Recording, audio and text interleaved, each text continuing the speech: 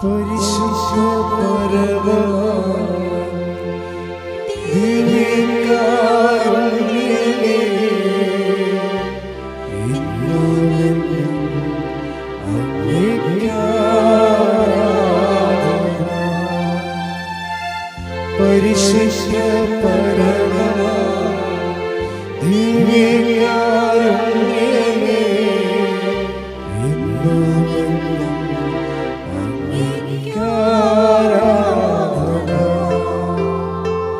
പരിശുദ്ധ പരമമാ ദിവ്യകാരുണ്യമേ, എന്നും അങ്ങേക്ക് ആരാധന. ദിവ്യകാരുണ്യത്തിന് നേരവും ആരാധനയും സ്തുതിയും പുകഴ്ചയും ഉണ്ടായിരിക്കട്ടെ. പരിശുദ്ധ പരമ ദിവ്യകാരുണ്യത്തിന് നേരവും ആരാധനയും സ്തുതിയും പുകഴ്ചയും ഉണ്ടായിരിക്കട്ടെ. പരിശുദ്ധ പരമ ദിവ്യകാരുണ്യത്തിന് നേരവും ആരാധനയും സ്തുതിയും പുകഴ്ചയും ഉണ്ടായിരിക്കട്ടെ. പരിശുദ്ധ പരമ ദിവ്യകാരുണ്യത്തിന് നേരവും ആരാധനയും സ്തുതിയും പുകഴ്ചയും ഉണ്ടായിരിക്കട്ടെ. പരിശുദ്ധ പരമ ദിവ്യകാരുണ്യത്തിന് നേരവും ആരാധനയും സ്തുതിയും പുകഴ്ചയും ഉണ്ടായിരിക്കട്ടെ. അമ്മേ പരിശുദ്ധ അമ്മേ, അമ്മേ പരിശുദ്ധ അമ്മേ, ദൈവമാതാവേ, ദൈവമാതാവേ, കൃപാസനത്തിലൂടെ ഞങ്ങൾക്കും ഞങ്ങളുടെ ദേശത്തിനും അമ്മ മാധ്യസ്ഥം തേടിത്തന്ന എല്ലാ അനുഗ്രഹങ്ങൾക്കും കൃപകൾക്കും ഞങ്ങളിപ്പോൾ ഹൃദയം നിറഞ്ഞ നന്ദി പറയുന്നു. സ്തുതിച്ച് പ്രാർത്ഥിക്കാം. ഹല്ലേലൂയ ഹല്ലേലൂയ ഹല്ലേലൂയ. മഹത്വം മഹത്വം ആരാധന ആരാധന ഹല്ലേലൂയ ഹല്ലേലൂയ യേശുവേ നന്ദി യേശുവേ ആരാധന ഹല്ലേലൂയ മഹത്വം മഹത്വം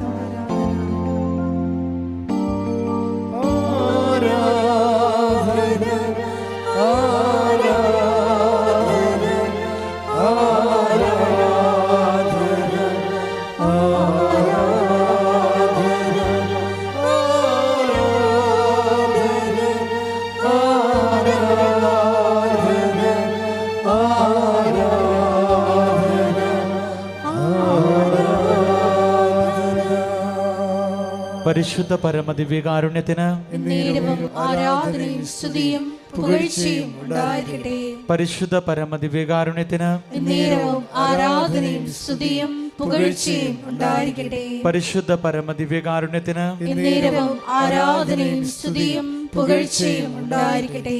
അമ്മേ പരിശുദ്ധ അമ്മേ, അമ്മേ പരിശുദ്ധ ദൈവമാതാവേ, 2004 ഡിസംബർ 7-ാം തീയതി ഉച്ച കഴിഞ്ഞ് 2:30 കൃപാസനത്തിൽ സംഭവിച്ച അമ്മയുടെ പ്രത്യക്ഷപ്പെടലിനെ കുറിച്ച് തിരുസഭയ്ക്ക് സമർപ്പിച്ചിരിക്കുന്ന പഠനരേഖകളുടെ വസ്തുനിഷ്ഠവും ദൈവശാസ്ത്ര വിധിപ്രകാരമുള്ളതുമായ അന്വേഷണ പഠനങ്ങൾ നടത്തി ആ പ്രത്യക്ഷപ്പെടലിലൂടെ പ്രകടമായ ദൈവമാതാവിന്റെ പ്രത്യേക കരുതലും സംരക്ഷണവും വെളിപ്പെടുത്തുന്ന പീഡിതരുടെ ആശ്വാസവും പ്രവാചകന്മാരുടെ രാജ്ഞിയും വാഗ്ദാനത്തിന്റെ പേടകവും പ്രപഞ്ച പ്രകൃതിയുടെ മാതാവുമായ പരിശുദ്ധ അമ്മയുടെ ഭക്തി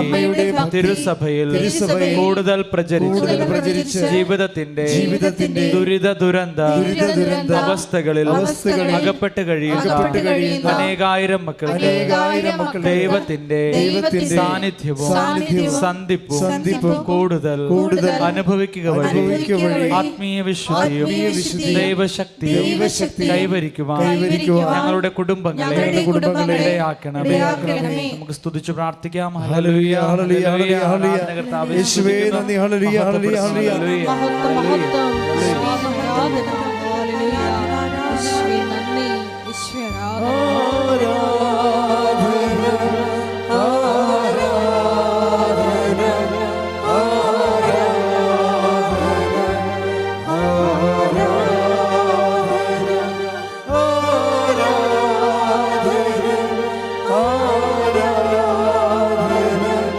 Ah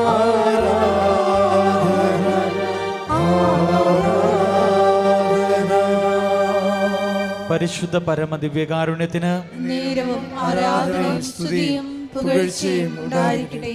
പരിശുദ്ധ പരമദിവ്യകാരുണ്യത്തിന് നേരവും ആരാധനയും സ്തുതിയും പുകഴ്ചയും ഉണ്ടായിരിക്കട്ടെ. പരിശുദ്ധ പരമദിവ്യകാരുണ്യത്തിന് നേരവും ആരാധനയും സ്തുതിയും പുകഴ്ചയും ഉണ്ടായിരിക്കട്ടെ. അമ്മേ പരിശുദ്ധ അമ്മേ, അമ്മേ പരിശുദ്ധ അമ്മേ, ഭൂസ്വർലോകങ്ങളുടെ ഭൂസ്വർലോകങ്ങളുടെ രാജ്ഞിയായ അങ്ങേക്ക് ഭൗമ സംരക്ഷണത്തിനായി പ്രപഞ്ച പ്രകൃതിയെ തന്നെ തിരുസഭ പ്രതിഷ്ഠിക്കുവാൻ ഈ പ്രത്യക്ഷീകരണം വഴി ഇടയാക്കണമേ. പരിശുദ്ധ അമ്മേ, ജപമാല മാതാവേ, സകല കൃപാസനം പ്രാർത്ഥനകളോടും ചേർത്ത് ഞങ്ങളിപ്പോൾ പ്രാർത്ഥിക്കുന്ന ഈ കുടുംബത്തിന്റെ പ്രത്യേക നിയോഗവും മൗനമായി നിന്നുകൊണ്ട് നമ്മുടെ ഓരോരുത്തരുടെയും വ്യക്തിപരമായിട്ടുള്ള നിയോഗങ്ങൾ പരിശുദ്ധ അമ്മയുടെ മധ്യസ്ഥതയിൽ ദിവ്യകാരുണ്യ സന്നിധിയിൽ നമുക്ക് സമർപ്പിക്കാം.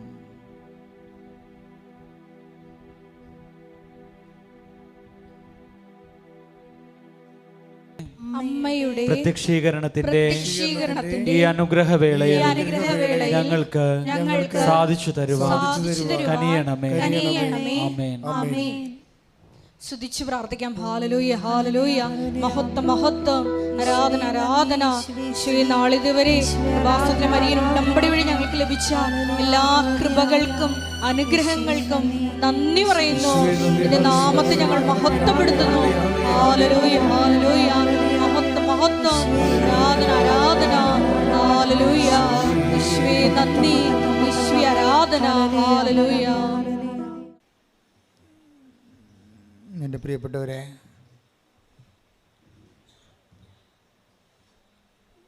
ഉടമ്പടി എപ്പോഴും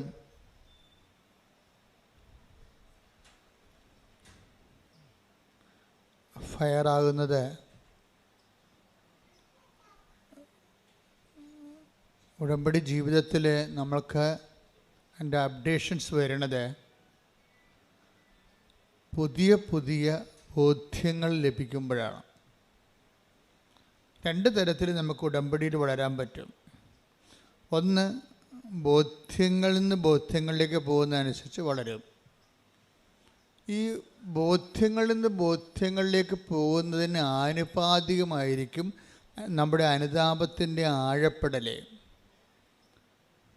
ഒരു വ്യക്തി ആധ്യാത്മികമായിട്ട് വളരുന്നതെന്ന് വെച്ചാൽ അതിൻ്റെ അർത്ഥം അദ്ദേഹത്തിൻ്റെ പെരുമാറ്റങ്ങൾ, ശീലങ്ങൾ, സ്വഭാവങ്ങൾ, അദ്ദേഹത്തിൻ്റെ സാക്ഷി ജീവിതം ഒക്കെ അടിസ്ഥാനപ്പെടുത്തിയിരിക്കുന്നത് ഈ ബോധ്യങ്ങളിലാണ്.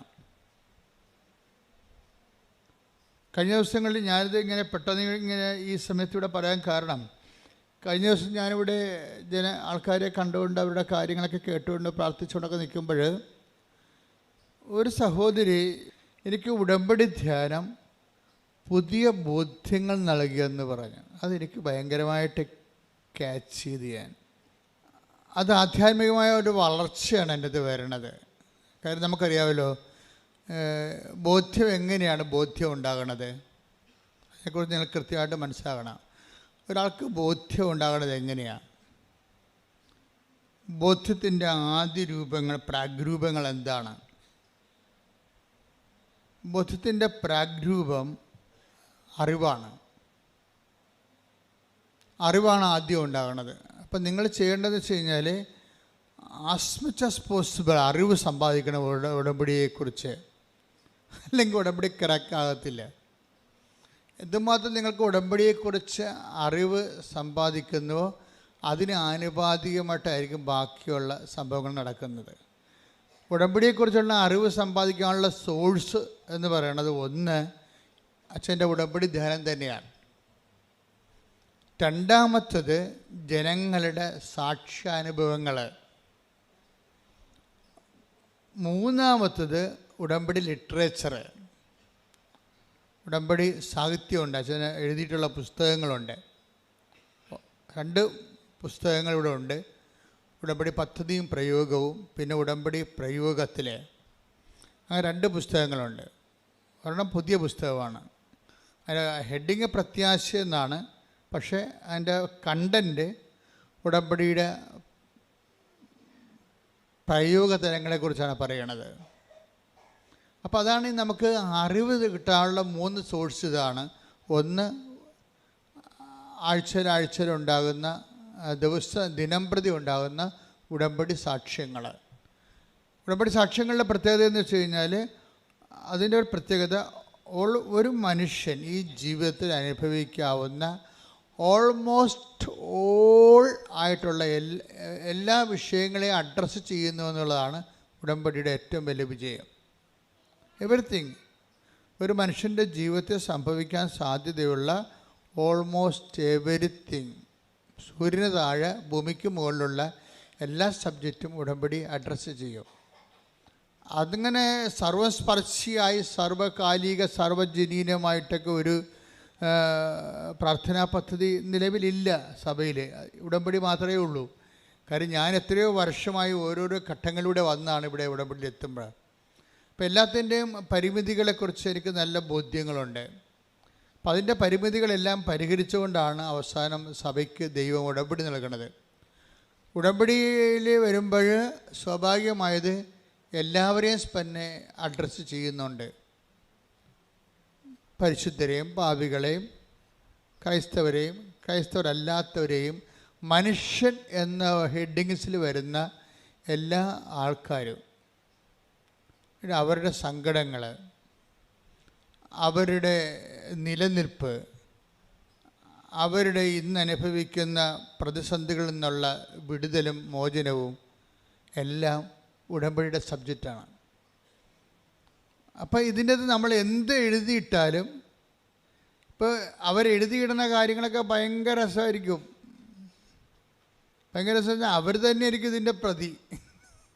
ഈ ഇഷ്യൂ ഉണ്ടാക്കിയതിൻ്റെ മുഴുവൻ ആണിയെന്ന് പറയുന്നത് ആ എഴുതിയിട്ട ആൾ തന്നെ ആയിരിക്കും ചിലപ്പോൾ.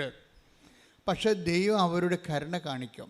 കാര്യം ഉടമ്പടിയിൽ ദൈവം അവരോട് കരുണ കാണിക്കാൻ പറ്റിയ ചേരുവകൾ ഉടമ്പടിയിലുണ്ട്. കാലാന്തരത്തിൽ ഉടമ്പടി അനുവർത്തിച്ച് വരുമ്പോൾ അവരിലേക്ക് ദൈവകൃപ ഒഴുകി വരാനുള്ള ഒത്തിരിയേറെ സാധ്യതകൾ ഉടമ്പടിയുണ്ട്. അതായത് ഈ സിംഗിൾ എഡ്ജല്ല ഈ പ്രെയർ, ഡബിൾ എഡ്ജാണ്. പിന്നെ ഇതിൻ്റെ അനുഷ്ഠാന വിധികളിലെല്ലാം വിശ്വാസ വളർച്ച വ്യക്തി കൈവരിച്ചുകൊണ്ടിരിക്കും. പക്ഷേ അത് നമ്മൾ ശ്രദ്ധിക്കേണ്ടത്, നിങ്ങൾ ഈ മതപരമായ ചടങ്ങുകൾ ഒത്തിരി ചെയ്തിട്ടുള്ള ആൾക്കാരാണ്, ക്രിസ്ത്യൻസ് ആയാലും നോൺ ക്രിസ്ത്യൻസ് ആയാലും. ഇപ്പം ചടങ്ങുകളൊക്കെ ചെയ്യണ പോലെ ഉടമ്പടി ഒരു ചടങ്ങാക്കിയാൽ വെളുക്കാൻ തേക്കണത് പാണ്ടാകാനുള്ള എല്ലാ സാധ്യതയുണ്ട്. അത് നമ്മൾ ചടങ്ങെന്ന് പറയുമ്പോൾ എന്താ വെച്ച് കഴിഞ്ഞാൽ, ചടങ്ങിന് വരുന്ന ഇപ്പോൾ ഒരു ഉദാഹരണത്തിന് ഞാൻ പറയാം. ഒരു ആചാരം നമ്മൾ പല പല ആചാരങ്ങൾ ചെയ്യത്തില്ലേ. ഇപ്പം നമ്മൾ ആൾക്കാരെ കാണുമ്പോൾ ശ്രുതി പറഞ്ഞൊരു ആചാരമാണ്. പക്ഷേ നമ്മുടെ ചങ്കിൽ അവനെതിരെയുള്ള പകയാനുള്ളതെന്നുണ്ടെങ്കിൽ അത് അനാചാരമായി മാറും, അല്ലേ? അതാ സാധനം. ഇപ്പം മനസ്സിലായില്ലേ കാര്യങ്ങൾ? അപ്പോൾ ദൈവത്തിൻ്റെ സന്നിധിയിലും ഒരു ആരാധന അർപ്പിക്കുമ്പോൾ ആരാധനയ്ക്ക് അനിപേക്ഷണീയമായിട്ടുള്ള ആത്മീയ അവസ്ഥകളുണ്ടാകണം. അല്ലെങ്കിൽ ഈ ആരാധന അരാജകത്വമായി മാറും. അതെപ്പോഴും ഇപ്പം ഉടമ്പടി എപ്പോഴും ചെയ്യണത്, ഈ ആരാധിക്കുന്ന വ്യക്തിയെ അയാൾക്ക് ആ ആരാധനയ്ക്ക് സ്യൂട്ടബിളായിട്ടുള്ള ആധ്യാത്മികതയിലേക്ക് അയാളെ കൊണ്ടുവരും. അതാണ് ഇതിൻ്റെ അനുഷ്ഠാനവും ആധ്യാത്മികതയും തമ്മിലുള്ള ബന്ധം. ഒത്തിരി അനുഷ്ഠാനങ്ങൾ ഉടമ്പടിയിലുണ്ട്. ഉപ്പുണ്ട്, അതൊരനുഷ്ഠാനമാണ്. ഉടമ്പടി തൈലമുണ്ട്, ഉടമ്പടി കാശുരൂപമുണ്ട്. ഇതെല്ലാവരും ഉപയോഗിക്കണില്ലേ? പക്ഷേ എല്ലാവരും ഉപയോഗിക്കുന്നുണ്ടെങ്കിൽ എന്തുകൊണ്ടാണ് ചില ആൾക്കാർക്ക് 99 മാർക്ക്, ചിലർക്ക് 60 മാർക്ക്, ചിലർക്ക് 30 മാർക്ക്, ചിലർക്ക് പരീക്ഷ എഴുതിന് ഫീസ് കാശ് കയ്യിൽ നിന്ന് പോയിട്ടുള്ളവരുണ്ട്. അപ്പം ഈ ഉപ്പാണ്, നിങ്ങൾ ഉടമ്പടി ഉപ്പാണ് ഉപയോഗിക്കണത്, കാശുരൂപമാണ് ഉപയോഗിക്കണമെന്നല്ല പ്രശ്നം. ആരുപയോഗിക്കുന്നു എന്നുള്ളതാണ് പ്രശ്നം. ആരുപയോഗിക്കുന്നു? കാര്യം നിങ്ങൾ ഒരു 3 പേരാണ് ഉടമ്പടി ഉപ്പ് ഉപയോഗിക്കണമെങ്കിൽ 3 റിസൾട്ടാണ് വരണത്, ഒരു റിസൾട്ടല്ല. 3 പേര് ഉടമ്പടി ഉപ്പ് ഉപയോഗിക്കുന്നത്, അല്ലെങ്കിൽ 3 പേര് ഉടമ്പടി കാശ് ഉപയോഗിക്കുന്നുണ്ടെങ്കിൽ 3 റിസൾട്ടാണ് വരണത്. ചിലക്ക് ഒരു 99% റിസൾട്ട് വരും, ചിലക്ക് 70% റിസൾട്ട് വരും, ചിലക്ക് 30% റിസൾട്ട് വരും. ഒരു റിസൾട്ടും വരാതെ ഒരിക്കലും വരത്തില്ല. കാര്യത്തിൽ അവൻ ഒരു ഉടമ്പടി എടുക്കാൻ വേണ്ടി വരുമ്പോൾ തന്നെ ഒരു ബേസിക് മാർക്ക് അവന് കിട്ടിയിട്ടുണ്ടെന്ന് അർത്ഥം. അല്ലെങ്കിൽ ദൈവം ഉടമ്പടി എടുപ്പിക്കത്തില്ലല്ലോ. ദൈവം ഉടമ്പടി എടുപ്പിക്കുകയെന്ന് വെച്ച് കഴിഞ്ഞാൽ ദൈവവുമായിട്ടല്ലേ ബന്ധം, അല്ലാതെ നിങ്ങൾ കൊണ്ടുവന്ന് നേർച്ചയിട്ടിട്ട് പോണ പോലെ പല അഭ്യാസമല്ലല്ലോ ഇത്. നിങ്ങളൊരു ബയലായിട്ടൽ എഗ്രിമെൻറ്റിലേക്ക് ഏർപ്പെടുകയാണ്. അപ്പോൾ അതർ കക്ഷി എന്ന് പറയുന്നത് ദൈവമാണ്. ആ ദൈവവുമായിട്ട് നിങ്ങളൊരു എഗ്രിമെൻറ്റിലേക്ക് വരികയാണ്. അപ്പോൾ അങ്ങനെ ഒരുമാതിരിപ്പെട്ട ഒരു 10 പേര് കൃപാസനത്തിൽ വന്നാൽ ആരാ ഉടമ്പടി എടുക്കണത്? 4 പേരെ ഉടമ്പടി എടുക്കത്തുള്ളൂ, 6 പേര് പോകും. നിങ്ങൾ കണ്ടിട്ടില്ലേ? പോണം കണ്ടിട്ടില്ലേ? ഞങ്ങൾക്കറിയാതെ 10 പേര് കൃപാസനം ചവിട്ടിയാൽ അതിനകത്ത് 6 പേര് അപ്പം തന്നെ പോകും, പ്രാർത്ഥിച്ചിട്ട് പോകാമെന്ന് പറയും. അല്ലെങ്കിൽ കൂടെ ഉള്ളവരെ തോണ്ടും മാന്തും, അമ്മ പോകാം അമ്മ പിന്നെ വരാം അടുത്ത ദിവസം വരാമെന്ന് പറയും. അവർക്ക് കാര്യത്തിൽ അവർ കോൺഫർ ആയിട്ടില്ല ഉടമ്പടിയിലേക്ക്. പക്ഷെ അമ്മയെ ദൈവം വിളിച്ചിട്ടുണ്ട്. അപ്പോൾ അമ്മ പറയും നീ പോയി കാറിൽ കിടന്ന് ഉറങ്ങ്, ഞാനിത് എടുത്തിട്ട് വരട്ടെന്ന് പറയും. കാര്യം എന്താ? മകനെ അല്ലെങ്കിൽ മകൾക്ക് ഉടമ്പടിയെ വിളിച്ചിട്ടില്ല. കാര്യം ഉടമ്പടി എന്ന് പറയുന്നത് ദൈവമായിട്ടുള്ള ബയലായിട്ടൊരു എഗ്രിമെൻ്റാണ്. ആ എഗ്രിമെൻറ്റ് ദൈവം സമ്മതിക്കണ്ടേ? ഇപ്പോഴൊരു മൊബൈൽ പ്രാന്തിയാണെങ്കിൽ ദൈവം സമ്മതിക്കുമോ? സമ്മതിക്കത്തില്ല. ഈ പണ്ടാരമായിട്ട് ഉടമ്പടി ചെയ്തിട്ട് ദൈവത്തിന് എന്ത് കിട്ടാനാ? അപ്പോൾ ഈ സാധനത്തിന് അപ്പം പെരുക്കം വന്നിട്ട് ആ സാധനം അപ്പം തന്നെ 4 കാലം വീണ് ഓടും, കാലും പറത്തിക്കൊണ്ട് ഓടിക്കളയും. പക്ഷേ ഈ സാധനം പിന്നെ തിരിച്ചു വരും. കാര്യം അമ്മ എന്ന് പറയുന്ന ആ ഉടമ്പടി, ദൈവം ഉടമ്പടി എടുക്കാൻ വേണ്ടി വിളിച്ച ആൾ പ്രത്യേകം മെനയായിട്ട് ഉടമ്പടി ചെയ്തുകൊണ്ട് അടയാളം കിട്ടിക്കഴിയുമ്പോൾ അവർക്കൊരു ആവശ്യമുണ്ട്. ആദ്യം ചാടിപ്പോയി വരും, പിന്നീട് തിരിച്ചു വരും. അവർ സാക്ഷ്യങ്ങൾ കേൾക്കാം. എന്തുമാത്രം സാക്ഷ്യങ്ങൾ അങ്ങനെ വരുന്നത്. ഞാൻ ഉടമ്പടി അമ്മ ഉടമ്പടി എടുത്തപ്പോൾ ഞാൻ കാറിൽ പോയിരുന്നുണ്ട്, TV കാണുക, എന്താ അവിടുത്തെ കോമഡി കാണുകയായിരുന്നു, എനിക്ക് ഇതിൻ്റെ അകത്തൊരു താല്പര്യം തോന്നിയില്ല എന്നൊക്കെ പറയും. പക്ഷെ ആദ്യം തോന്നിയില്ലെങ്കിലും കാലാന്തരത്ത് നീ ഇവിടെ വന്ന് ചവിട്ടിപ്പോയില്ലേ, ചവിട്ടുമ്പോൾ സ്വാഭാവികമായിട്ടൊരു ഗ്രേസ് മാർക്ക് നിനക്ക് കിട്ടും. ചവിട്ടിക്കഴിഞ്ഞാൽ എന്താ കാര്യം?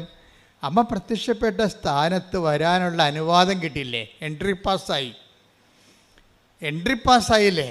അപ്പോഴങ്ങനെ എൻട്രി പാസ് കിട്ടിയ ആൾക്കാർ ചിലപ്പോൾ ഡ്രൈവറായിരിക്കും, നിങ്ങൾ ചിലപ്പോൾ ഭീഷണ പാർട്ടി ആയിരിക്കും, ഡ്രൈവിങ് കഴിഞ്ഞാൽ വൈകുന്നേരം ചിലപ്പോൾ ബിസി കിടന്ന് തുടങ്ങിയും പ്രാർത്ഥിക്കാത്ത കക്ഷിയായിരിക്കും. ഒരു പ്രാർത്ഥനക്കാരെ 10 പൈസ കിട്ടുന്ന കാര്യം നിങ്ങളെ കൊണ്ടൊന്ന് ആക്കിയിട്ട് എങ്ങനെ ഇവിടെ ഇരിക്കുക, എന്നാ പരിപാടി അവിടെ നടക്കണമെന്നൊക്കെ അവിടെയൊക്കെ ചുറ്റും വളർന്ന് കണ്ടുവച്ചും അങ്ങനെ കുത്തിയിരിക്കുന്ന പാർട്ടി. പക്ഷെ കുറച്ച് കഴിയുമ്പോൾ നിങ്ങൾ ദൈവം വിളിക്കും. ഒരു 6 മാസം കഴിയുമ്പോൾ നിങ്ങളെ വിളിക്കും. ആ ഇടുക്കി ഞങ്ങളൊരു ഡ്രൈവറിൻ്റെ സാക്ഷ്യം കേട്ട്, അയാൾക്ക് ഭയങ്കര വെള്ളമടിയാണ്. അയാൾ മുടിഞ്ഞ് തേച്ച് കഴുകിയിരിക്കുകയാണ്. അവസാനം പുള്ളിക്കാരൻ്റെ വണ്ടി വരെ കടത്തിലായി. പുള്ളി ആൾക്കാരെ എന്നാലും ആൾക്കാരെ കൊണ്ടുവരേണ്ട പരിപാടിയാണ് പുള്ളിക്കുള്ളത്. അത് കഴിയുമ്പോൾ പുള്ളിക്കിടന്ന് ഇപ്പം എന്നിട്ട് ഇവരെ ഇട്ടിട്ട് സ്ക്രൂ ചെയ്യും. ചില ഡ്രൈവർമാർ കൃപയില്ലാത്തവരാണെങ്കിൽ പ്രാർത്ഥിക്കാൻ വന്നവർ എപ്പോഴും വിളിച്ചുകൊണ്ടിരിക്കും. നിങ്ങൾ ചെയ്യേണ്ടതെന്ന് വെച്ച് കഴിഞ്ഞാൽ ഉടമ്പടി ചെയ്യാൻ വരുമ്പോൾ തന്നെ നിങ്ങൾ സ്വിച്ച് ഓഫ് ചെയ്ത് കളയണം മൊബൈല്. അതാണ് ചെയ്യേണ്ടത്. കാരണം വെച്ചാൽ എടുക്കരുത്. കാര്യം ഒരിക്കലും നിങ്ങൾ ഉടമ്പടി ചെയ്യാൻ വേണ്ടി വരുന്നവരുടെ മൊബൈലിലൂടെ നിങ്ങൾക്ക് ഇത്രയും നാൾ എൻ്റെ അനുഭവത്തിൽ നോക്കുകയാണെങ്കിൽ ഒരു 60% നിങ്ങളെ ഉടമ്പടിയിൽ നിന്ന് പിന്തിരിപ്പിക്കാനുള്ള പിന്തിരിപ്പൻ ശക്തികളായിരിക്കും അതർ എൻഡിലുള്ളത്. അത് മകനായിരിക്കും. അമ്മ തിരിച്ചറി കാർഡ് ചെയ്യും. അമ്മ പോയി കിടക്കണ കൃപാസനത്തിൽ എൻ്റെ തിരിച്ചറി കാർഡ് ചെയ്യും. എടാ അവിടെ ഉണ്ടാന്ന് നോക്കടാ, തീർന്ന് നമ്മൾ ഡെസ്പായി, നമ്മുടെ വിശ്വാസ പ്രമാണം പൊട്ടിപ്പോയി അവിടെ വെച്ച് പ്രാർത്ഥിച്ചുകൊണ്ട് നിൽക്കുകയായിരുന്നു. അപ്പോഴാണ് ഈ പണ്ടാരം വിളിച്ചത്. പിശാച് വിളിപ്പിക്കുന്നതാണ് ഈ സാധനം. നമുക്കൊണ്ട് ഇരിപ്പിക്കത്തില്ല. തിരിച്ചേക്കാട്ടാണ് അവിടെ ഇരിപ്പുണ്ടാകുകയെ. അവനെന്നും പണ്ട് മുതൽ അവൻ്റെ കളിസം വരെ നമ്മൾ 35 വയസ്സായാലും നമ്മൾ എടുത്തു കൊടുക്കണം. അത്ര ഒരു സാധനത്തിന് നിങ്ങൾ വളർത്തിക്കൊണ്ട് വന്നിരിക്കുന്നത്. നിങ്ങൾക്ക് പണിയാണത് ശരിക്കും. പിള്ളേരെ കൊണ്ട് പിള്ളേരുടെ കാര്യങ്ങൾ ആദ്യം മുതലേ ചെയ്തിച്ചില്ലെന്നുണ്ടെങ്കിൽ മരണം വരെ പണിയായിരിക്കും നമുക്ക്. ചില അമ്മമാർ അയ്യോ കൊച്ചല്ല കുഞ്ഞല്ല എന്ന് പറഞ്ഞുകൊണ്ട് അവളെ കൊച്ചല്ല കുഞ്ഞല്ല എന്ന് പറഞ്ഞുകൊണ്ട് ഒരു പരിപാടിയും ചെയ്യിക്കത്തില്ല. ഈ പണ്ടാരൊക്കെ ചെന്ന് ഡൈവേഴ്സ് ചെയ്തിട്ട് തിരിച്ചു വരും. കാര്യം കെട്ടി വിട്ട് ചെല്ലുമ്പോൾ അമ്മായിയമ്മ സമ്മതിക്കുക. കാര്യം ഒരു പണിയും ചെയ്യിക്കത്തില്ല. എനിക്ക് പഠിക്കണം എന്ന് പറയുമ്പോൾ അവൾക്ക് പഠിക്കട്ടെ എന്ന് അമ്മ പറയും. അവസാനം പഠിത്തം മാത്രമേ ഉള്ളൂ. സാധനം വേറെ ഒരു സാധനമില്ല, ജീവിതമായിട്ട് ബന്ധമില്ല. ഇവിടെ ഡൈവേഴ്സ് എന്ന് പറയുന്ന ആ വിഷയം ഇപ്പോൾ കൂടിയില്ലേ, അതിൻ്റെ നല്ലൊരു ശതമാനം കാര്യങ്ങൾ അമ്മമാരുടെ കയ്യിൽ തന്നെ ഇരിക്കേണ്ടത്. ഒരു സംശയമില്ല. കാര്യം ഒരു സംശയമില്ല. നിങ്ങൾ ആദ്യമേ തന്നെ അത് ശ്രദ്ധിക്കണം. അല്ലെങ്കിൽ ഇനിയുള്ള സമയം പ്രാർത്ഥിക്കാനും പിന്നെ ശാസിക്കാൻ കഴിയണം. അപ്പനും അമ്മയും ആകുമ്പോൾ ഈശോ എന്താണ് നീ ഞങ്ങളോട് ഇങ്ങനെ കാണിച്ചതെന്ന് ചോദിച്ചില്ലേ. ഏത് ഈശോയാണെന്ന് ദൈവമാണെന്ന് പറഞ്ഞിട്ടും കാര്യമില്ല. അമ്മയുടെ ഡ്യൂട്ടി ചെയ്യും. എന്താണ് ഈശോ നീ ഞങ്ങളോട് ഇങ്ങനെ ചെയ്തത്, ഞാനും നിൻ്റെ അപ്പനും കൂടി എന്തുമ്പോൾ നിന്നെ അന്വേഷിച്ചെന്ന് അറിയാമോ? അത് ശാസനയാണ്. ആ സംഭവം ശാസനയാണ്. അപ്പോൾ ദൈവപുത്രനാണെന്ന് അറിഞ്ഞാലും മാനുഷ്യമായ ഒരു ക്രമം തെറ്റിക്കഴിഞ്ഞാൽ ശാസിക്കാനുള്ള ബാധ്യത നമ്മൾക്കുണ്ട്. അത് ഏത് മക്കൾ, അവൾ 2 പ്രസവിച്ചൊക്കെ 2 കുഞ്ഞുങ്ങളുണ്ടെങ്കിൽ പോലും അവളുടെ അപ്പനോട് വീട്ടുകാരോട് ചെയ്ത് ശരിയല്ല എന്നുണ്ടെങ്കിൽ ശരിയല്ലെന്ന് നിങ്ങൾ പറയണം. അപ്പോഴാണ് നിങ്ങൾ ദൈവത്തിൻ്റെ പക്ഷമാകണത്. അപ്പോൾ ചിലപ്പോൾ മകളുടെ സ്നേഹം നിങ്ങൾക്ക് പോകുമായിരിക്കും. എൻ്റെ മക്കളെ, ഒരു കഥയുമില്ലാത്ത കാര്യമാണിത്. നമ്മൾ പലരുടെയും സ്നേഹത്തിന് പോകാതിരിക്കാൻ വേണ്ടി നിങ്ങൾ ഒത്തുതീർപ്പ് തയ്യാറാകുമ്പോൾ ഔട്ടാകണത് ദൈവമാണ്. നമുക്ക് ദൈവത്തെ മാത്രം മതിയെന്ന് ആദ്യം ഒന്ന് ചിന്തിച്ച് നോക്കിയേ. ദൈവത്തെ മാത്രം മതി, ഞാൻ ദൈവത്തിൻ്റെ കൂടെ നിൽക്കും. അതിനാൽ ബാക്കി ആർക്കും ഒരു പരിധി കഴിഞ്ഞാൽ വേറെ ആർക്കും വാല്യൂ ഇല്ല. അങ്ങനെ നീ ചിന്തിച്ചു കഴിഞ്ഞാൽ ഏത് മകളായാലും ശരി. ഇപ്പം നിങ്ങൾ വിചാരിക്കുന്നത് എന്താണ്, അയ്യോ നമുക്ക് ഇനി കഞ്ഞി കിട്ടണമെങ്കിൽ മകൾ തന്നെ പോകണ്ടേ ഇംഗ്ലണ്ടിൽ. അപ്പൻ്റെ കാര്യം കണക്കാണ്. ഇനി മകളല്ല ഇനി നമ്മളെ സഹായിക്കേണ്ടത്, മകനല്ലേ സഹായിക്കേണ്ടത്. മകനെ ഇപ്പോൾ കല്യാണം കഴിച്ച് പിന്നെ അവൾ കല്യാണം കഴിച്ച മകൻ പറയണത് മാത്രമേ, മകൾ പറയണത് മാത്രമേ അവൻ കേൾക്കത്തുള്ളൂ. മകൻ്റെ കാര്യത്തിൽ തീരുമാനമായി, അവൻ പോയി, ഇനി എൻ്റെ മകളല്ലേ ഉള്ളു, ഇനി എൻ്റെ മകളല്ലേ ഉള്ളെന്ന് പറഞ്ഞ് പല അമ്മമാരും സ്കാൻ ചെയ്ത് നോക്കിയാൽ ദൈവത്തെക്കാൾ ഉപരി ജോലിയുള്ള മക്കളെ സ്നേഹിക്കുന്ന അമ്മമാരുണ്ട്. ഇവിടെ ഉടമ്പടി ക്രാക്ക് ആകത്തില്ല. കാരണം ദൈവത്തിനറിയാം ഒരു വിഷയം വന്നു കഴിഞ്ഞാൽ ജോലിയുള്ള 10 പൈസ വരുമാനമുള്ള മകൾ പറയണതായിരിക്കും നിങ്ങൾ കേൾക്കണത് ദൈവത്തിൻ്റെതല്ലെന്ന്. അത് ദൈവത്തിനറിയാമത്. അതുകൊണ്ടാണ് നമ്മൾ സ്റ്റേണായിട്ട്, ഇതാണ് ഉടമ്പടി ആധ്യാത്മികത എന്ന് പറയുന്നത്. നിങ്ങളുമായിട്ടൊരു ഉടമ്പടി ചെയ്യുമ്പോൾ നിലപാടിലും നയങ്ങളിലും സമീപനങ്ങളിലും ഒക്കെ നിങ്ങൾ ഏകപക്ഷീയമായി ദൈവത്തിൻ്റെ കൂടെ ആയിരിക്കണം. എന്നാൽ ഇത് പെട്ടെന്ന് ഫയറാകും. പിന്നെ അതല്ല, നിത്യത വരെ ഫയറാകും. പ്രാർത്ഥിക്കുക, കർത്താവായ ദൈവമേ, ഒരു പ്രശ്നത്തിന്റെ മുഖത്ത് 100% ഒത്തുതീർപ്പിന് വിധേയമല്ലാതെ ദൈവത്തിന്റെ പക്ഷം ചേർന്ന് നിൽക്കാൻ ആവശ്യമായ ആധ്യാത്മിക അടിത്തറയാൽ എന്നെ ബലപ്പെടുത്തണമേ.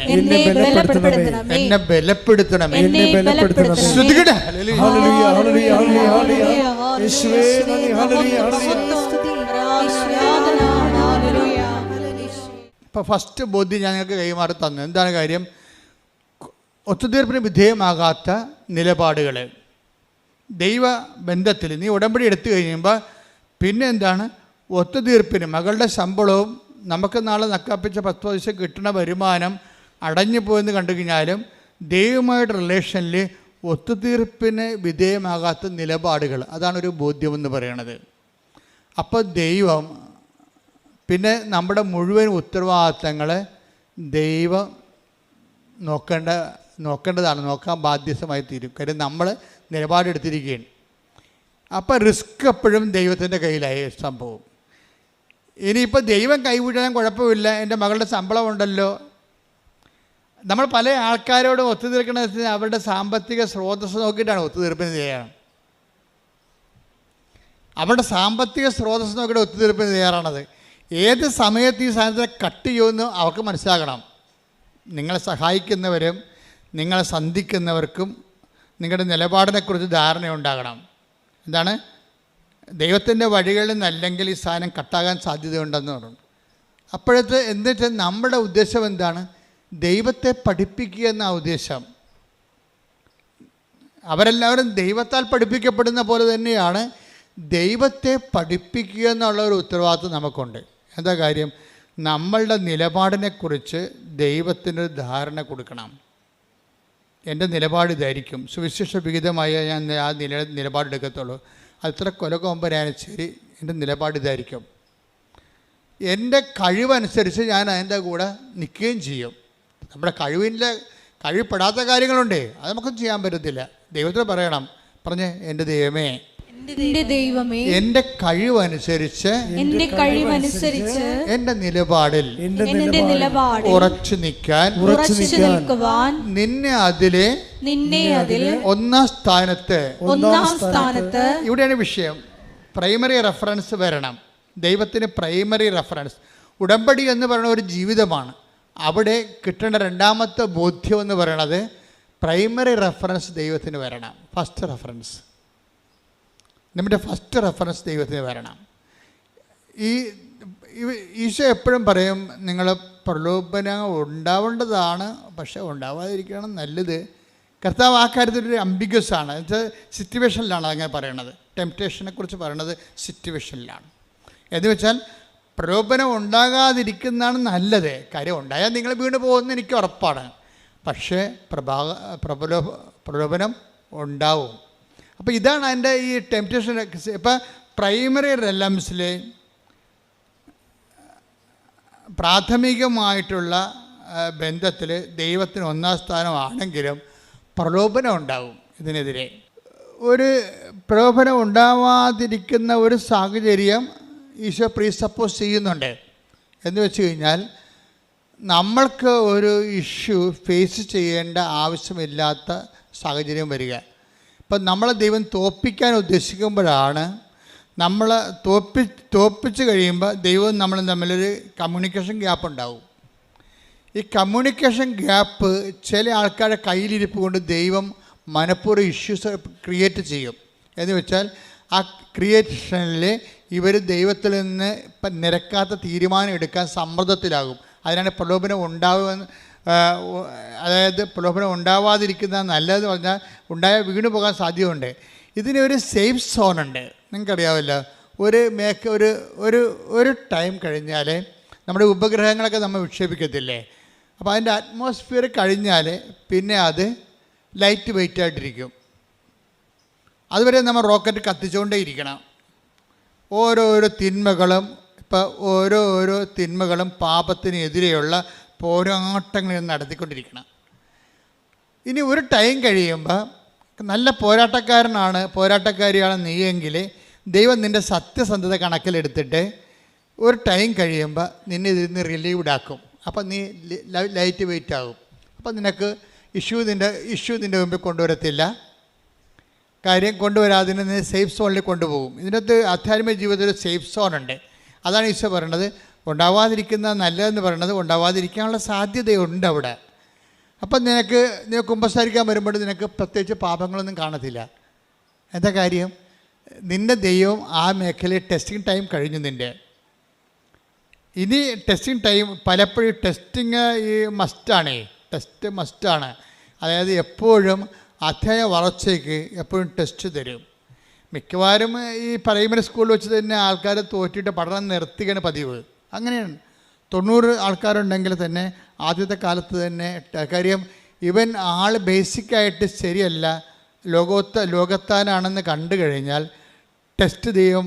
ഒരു തരത്തിൽ പിന്നെ അതായത് ഗ്രാവിറ്റിയുള്ള ടെസ്റ്റ് നൽകിയിട്ട് ഇയാളെ പൂർണ്ണമായിട്ട് ഔട്ടായി കളയും. പിന്നെ ഇയാളുമായിട്ട് കമ്പനീസ് ഇല്ല. ദൈവമായിട്ട് മുന്നോട്ട് പോകണമെങ്കിൽ എപ്പോഴും നമ്മൾ ശ്രദ്ധിക്കേണ്ടത് ഒരു നിരന്തര അനുതാപത്തിൻ്റെ ഒരു മേഖലയിലേക്ക് നമ്മൾ പ്രവേശിക്കണം.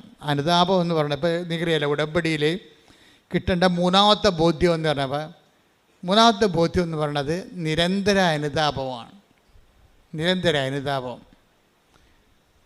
അനുതാപം എന്നല്ല, നിരന്തര അനുതാപം. ഇപ്പം നിങ്ങളിപ്പോൾ ഒരു ധ്യാനം കൂടി അപ്പോഴൊന്ന് അനുദപിച്ചു, കുറച്ച് മൂങ്ങി കുമ്പസാരിച്ച് കുർബാന സ്വീകരിച്ചു, അങ്ങനെ പിന്നെ കുറച്ച് നാൾ ഇങ്ങനെ നല്ല വെള്ളം ചവഞ്ഞ് നടന്നു, നിലച്ചായത്ത് വീഴുന്ന കുറുക്കനെ പോലെ നടന്നു. മഴ പെയ്യുമ്പോൾ പിന്നെ പെയിൻ്റ് എല്ലാം പോയി പഴയ കുറുക്കനായി. അങ്ങനെയല്ലേ ധ്യാനങ്ങളിലേക്ക് സഞ്ചരിക്കുന്ന ജീവികളെ കണ്ടാൽ മനസ്സിലാവും. ആദ്യം ഒരു ധ്യാനം കൂടി നല്ല നിലച്ചായത്തിൽ പെയിൻറ്റ് വീണ പോലെ നല്ല കുറുക്കനായി. അപ്പോൾ ആൾക്കാരെ കാണുമ്പോൾ ശ്രുതി പറയും, ബ്രദറാണ് സിസ്റ്ററാണെന്നൊക്കെ ശ്രുതി പറയും. കൃഷ്ണനാണെന്നൊക്കെ പണ്ട് കൃഷ്ണനാണെന്നൊക്കെ ധരിച്ചുള്ള കഥയില്ല പഞ്ചതന്ത്രത്തല്ല. പക്ഷെ മഴ പെയ്ത് കഴിയുമ്പോൾ ഇഷ്യൂ ഉണ്ടായി കഴിയുമ്പോൾ പെയിൻറ്റ് പോകും. എന്ന് പറഞ്ഞാൽ ഒരു ഉദാഹരണം ഞാൻ പറയാം. ഒരു ദിവസം ഇവിടെ പ്രസംഗിച്ചുകൊണ്ടിരിക്കുന്ന ഒരു ബ്രദർ അടിപൊളി പ്രസംഗം കഴിഞ്ഞപ്പോൾ എൻ്റെ അടുത്ത് വന്ന് അതിൻ്റെ പ്രസംഗത്തിൻ്റെ കൂലിയൊക്കെ വാങ്ങിച്ചുകൊണ്ട് പുള്ളി പോയി. ആശ്രയിച്ചു, അച്ഛാ ഒന്ന് ബ്ലസ് ചെയ്യണം, ഞാനൊരു കാര്യത്തിന് പോവുകയാണ്. അപ്പോൾ ഞാനോർത്ത് വല്ലയിടത്തും പ്രാർത്ഥിക്കാൻ പോവുകയാണ്. അല്ല, പിന്നീട് അറിഞ്ഞത് പുള്ളിയുടെ മകളെ കെട്ടിച്ചിട്ട് വീട്ടിൽ ഭയങ്കര പ്രശ്നം.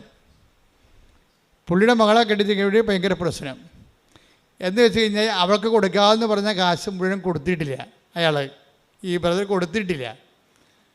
കൊടുക്കാതിരുന്നതിൻ്റെ കാരണം വെച്ച് കഴിഞ്ഞാൽ ഇത് വെച്ചുകൊണ്ട് തന്നെ പൈസ പറഞ്ഞ് ചേർത്ത ഷെയർ എല്ലാം കൊടുക്കാതെ വിടുന്നതിൻ്റെ ഉദ്ദേശം ഇവിടെ ഉള്ളിലൊരു രഹസ്യ അജണ്ട ഉണ്ട്. കാര്യം കുറച്ച് കഴിയുമ്പോൾ ഇവൾ പ്രസവിക്കാൻ വേണ്ടി വരുമ്പോൾ അപ്പോൾ കാശ് വേണ്ടേ, അപ്പോൾ അവൾക്ക് കൊടുക്കാനുള്ള കാശ് പ്രസവരക്ഷയും കൊച്ചിൻ്റെ ജാനസ്ഥാനവും എല്ലാം കൂടി എടുത്തിട്ട് മുടക്കാൻ വേണ്ടി അവർ സാമ്പത്തികമായ കളിയാണ് ശരിക്കും പറഞ്ഞാൽ.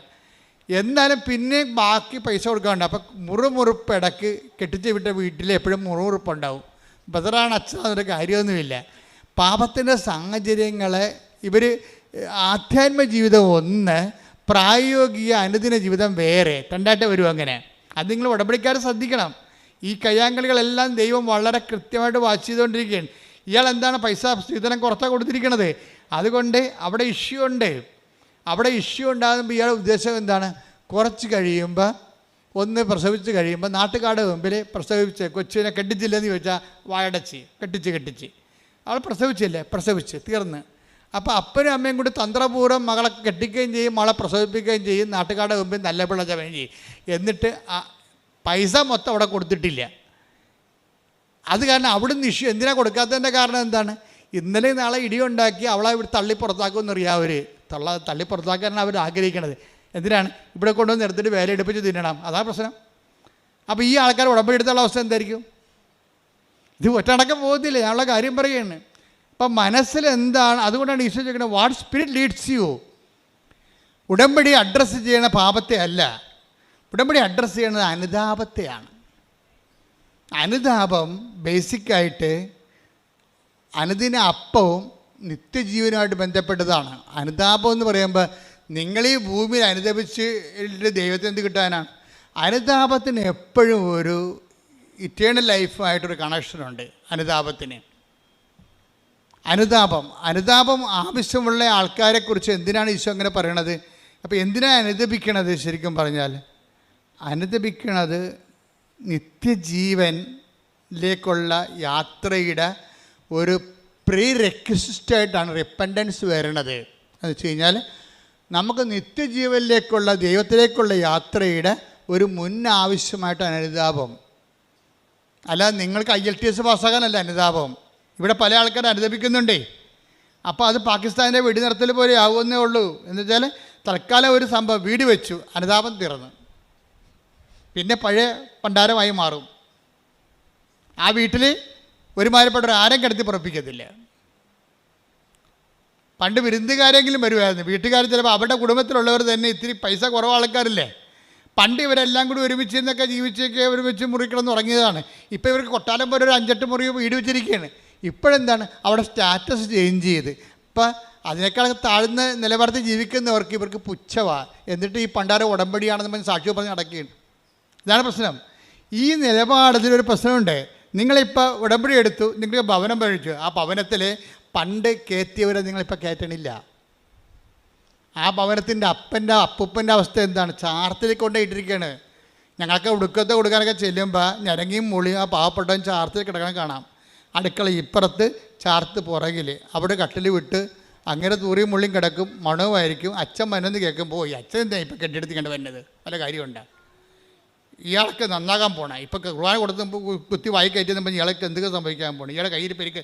അപ്പോൾ ഇവൾ മരുമകളെ സംബന്ധിച്ച് മക്കളുടെ കാര്യത്തിൽ ഈ അപ്പനെ നോക്കത്തില്ല. അപ്പനെ നോക്കാതിരുന്നതിൽ അപ്പനെ കുളിപ്പിക്കത്ത് പോലും ഇല്ല. ഇനിയിപ്പോൾ വേറെ ആരെങ്കിലും വന്ന് കുളിപ്പിച്ച് അത്രയും നല്ലതാണെന്ന് പറഞ്ഞാൽ അവൾ നടക്കണത്. ഈ ഉടമ്പടിയുടെ പിന്നിലൊരു ആധ്യാത്മികതയുണ്ട്. ദൈവം ശോധന ചെയ്യുന്നൊരു ആധ്യാത്മികതയുണ്ട്, നിരീക്ഷിക്കുന്ന ആത്മീയത. അപ്പോൾ എന്തിനാണെന്നറിയാമോ, നിങ്ങൾക്ക് I am not satisfied with your covenant relations. നിങ്ങളുടെ ഉടമ്പടി റിലേഷൻസിൽ ഞാൻ നിങ്ങൾ വരെ വെടിക്കെട്ട് സാക്ഷ്യം പറയും, ഞാൻ പക്ഷേ സാറ്റിസ്ഫൈഡ് അല്ല. കാര്യം ഉടമ്പടി എന്ന് പറഞ്ഞാൽ പക്ക അതായത് നിങ്ങൾക്കറിയാമല്ലോ, ആറ്റം ബോംബ് ഹിരോഷിമയിൽ ഇട്ട സാധനം കൊണ്ട് തന്നെയാണ്, ആ അറ്റോമിക് പവർ കൊണ്ട് തന്നെയാണ് നമ്മൾ കപ്പൽ ഓടിക്കുന്നത്, പോസിറ്റീവായിട്ടുള്ള കാര്യങ്ങൾക്ക് വേണ്ടി ഉപയോഗിക്കുന്നത്. അറ്റോമിക് എനർജി എന്ന് പറഞ്ഞാൽ ഭയങ്കര എനർജിയാണ്, ആൾ നശിപ്പിക്കാനും പറ്റും, അതേസമയം തന്നെ വികസനത്തിന് ഉപയോഗിക്കാൻ പറ്റിയ സംഭവമാണ്. അപ്പോൾ ഇതേ സമയം തന്നെ ഉടമ്പടി എന്ന് പറയുന്ന സംഭവം അനാദികാലം മുതലേ നിലനിൽക്കുന്ന ഒരു യുണീക്ക് ഫോർമാറ്റാണ്. അപ്പോൾ അതിൻ്റെത്തേക്ക് വരുമ്പോൾ മനസ്സും ശരീരവും തേച്ച് കഴുകി വൃത്തിയായി ദൈവവുമായിട്ട് ഞാനൊരു എഗ്രിമെൻറ്റിൽ ഏർപ്പെടുകയാണ്. എന്നിട്ട് ഇതൊരു ഉടമ്പടി എന്ന് പറയുന്നത് ഒരു തീരാത്ത ബോധമാണ് എല്ലാ ദിവസവും. അതുകൊണ്ട് ഞങ്ങൾക്ക് ഉടമ്പടിക്ക് ആശീർവാദം തരണത് 20 രൂപ വിലയാണ് ആ ഉടമ്പടിക്ക് ആശീർവാദത്തിന്. വീണ്ടും നിങ്ങൾക്ക് പുതുക്കുമ്പോൾ ഞങ്ങൾക്ക് ആശീർവാദം ഫ്രീ ആയിട്ട് തരണത്. എന്താ കാര്യം? അതിന് വില മതിക്കാൻ പറ്റത്തില്ല. അതുകൊണ്ടാണ് ആ ഉടമ്പടിക്ക് ആശീർവാദം ഉപയോഗിക്കുന്നവർക്കറിയാം അതിൻ്റെ അകത്തൊരു സത്യസന്ധമായ ഒരു ഉടമ്പടി ആളാണ് അതിൻ്റെ അകത്ത് വിശ്വപ്രമാണം ചെയ്ത് അത് ഉപയോഗിക്കണമെന്നുണ്ടെങ്കിൽ അപ്പം അവർക്ക് ദൈവത്തിൻ്റെ പ്രസൻസ് ഫീൽ ചെയ്യും. അത്രയും വലിയ സംഭവമാണ്. അതുകൊണ്ടാണ് പണ്ടൊക്കെ ഞങ്ങൾ പറയും നിങ്ങൾ ചെപ്പിലിട്ട് സൂക്ഷിക്കണേ. അപ്പോൾ ചിലർ കഴുത്തേക്ക് കെട്ടിക്കൊണ്ട് നടക്കുമ്പോൾ ഞാൻ ചോദിക്കും നിങ്ങൾ ഈ കഴുത്തേക്ക് കെട്ടിക്കൊണ്ട് നടക്കണേ എന്തിനാണെന്ന്. അപ്പോൾ അപ്പനോട് ചോദിക്കുമ്പോൾ അപ്പം പറയും അച്ഛാ എനിക്ക് ഹാർട്ടിൻ്റെ അസുഖമാണ്. അപ്പോൾ ഉടമ്പടിക്ക് ആശീർവാദം എൻ്റെ നെഞ്ചത്ത് കിടക്കുമല്ലോ. ഞാൻ ഓക്കെ അത് ധരിച്ച് ഓക്കെ എന്നൊക്കെ പറയാൻ കറക്റ്റാണ്. അദ്ദേഹത്തിന് ചിലപ്പോൾ അതുകൊണ്ടായിരിക്കും രക്ഷപ്പെടുത്തുന്നത്.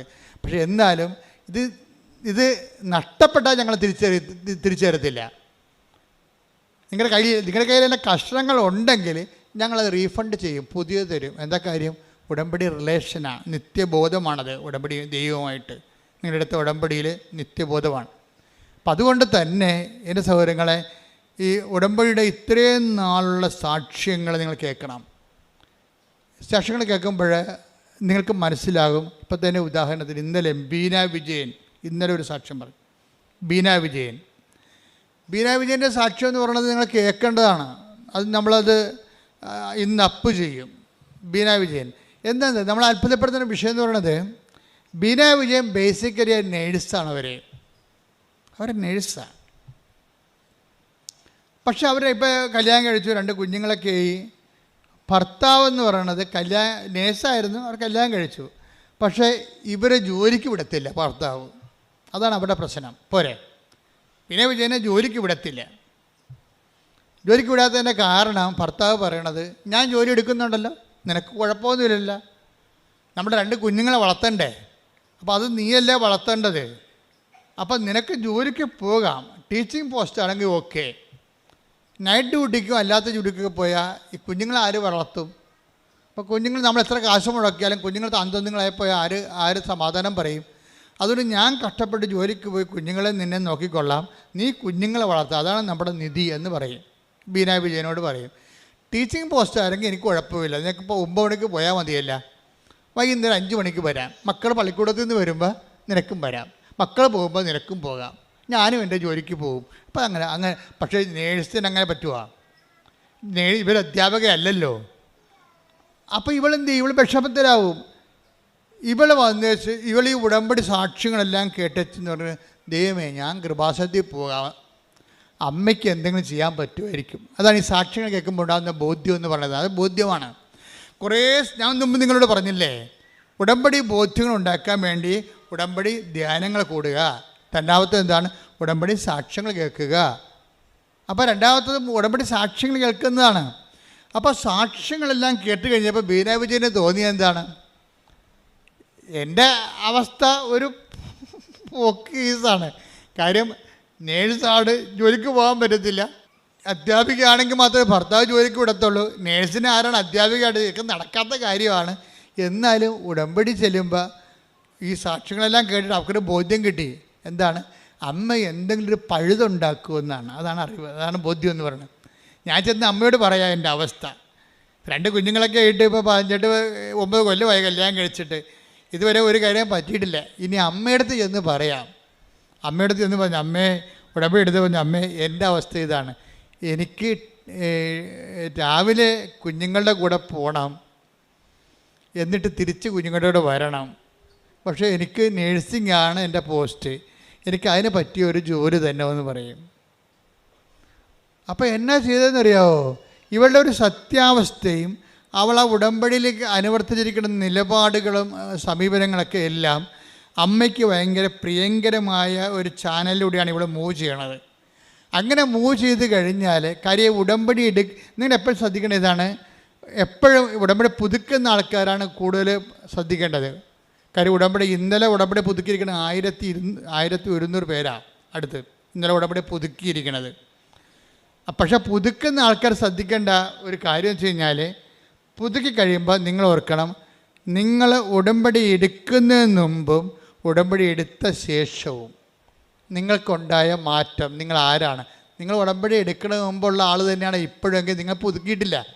ഈ പേപ്പർ 10-30 പേപ്പർ മേടിച്ചെന്നല്ലാതെ വേറെ ഒന്നും സംഭവിച്ചിട്ടില്ല അവിടെ.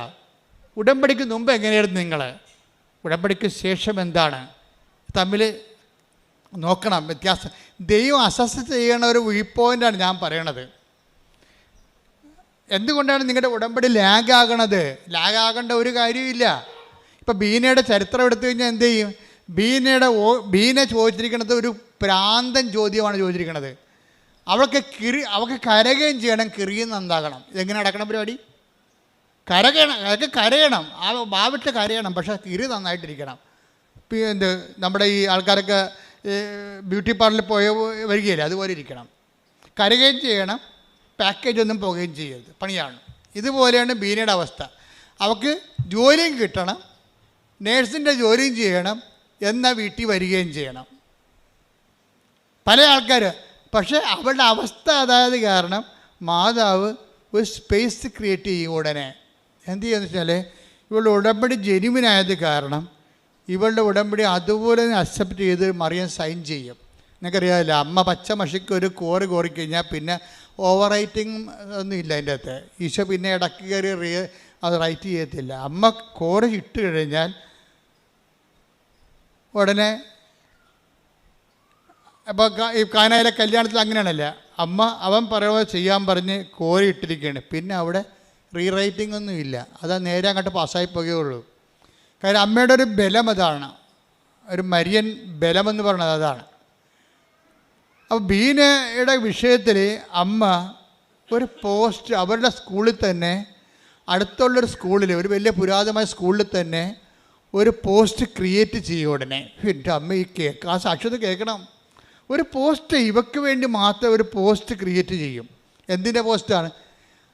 ഇംഗ്ലീഷ് മീഡിയം സ്കൂളിൽ നേഴ്സിംഗ് പോസ്റ്റ്. എങ്ങനെ പരിപാടി ഉണ്ടെന്നൊക്കെ, ഇംഗ്ലീഷ് മീഡിയം സ്കൂളിൽ മാത്സിൻ്റെ പോസ്റ്റല്ലേ, കെമിസ്ട്രിയുടെ പോസ്റ്റല്ലേ, നേഴ്സിംഗ് പോസ്റ്റ്.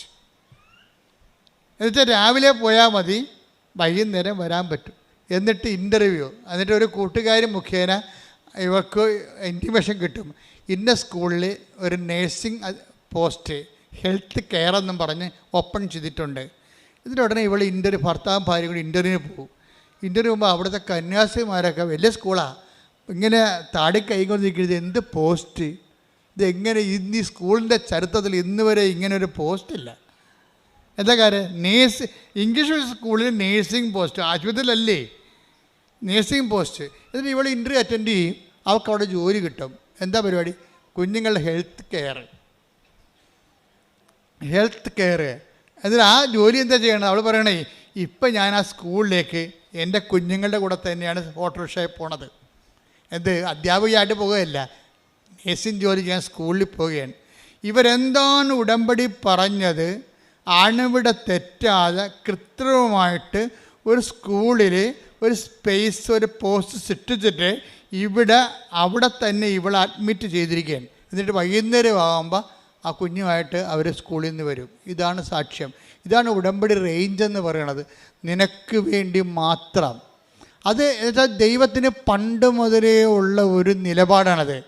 നീ ഉത്തമയാണെന്ന് കണ്ടാൽ നിനക്ക് വേണ്ടി ജനതകളെ, യെശയ്യാ 43:4, നീ എനിക്ക് വിലപ്പെട്ടവനും ബഹുമാന്യനും പ്രിയങ്കരനും ആയതുകൊണ്ട് നിനക്ക് പകരമായി മനുഷ്യരെയും നിന്റെ ജീവന് പകരമായി ജനതകളെയും ഞാൻ നൽകുന്നു.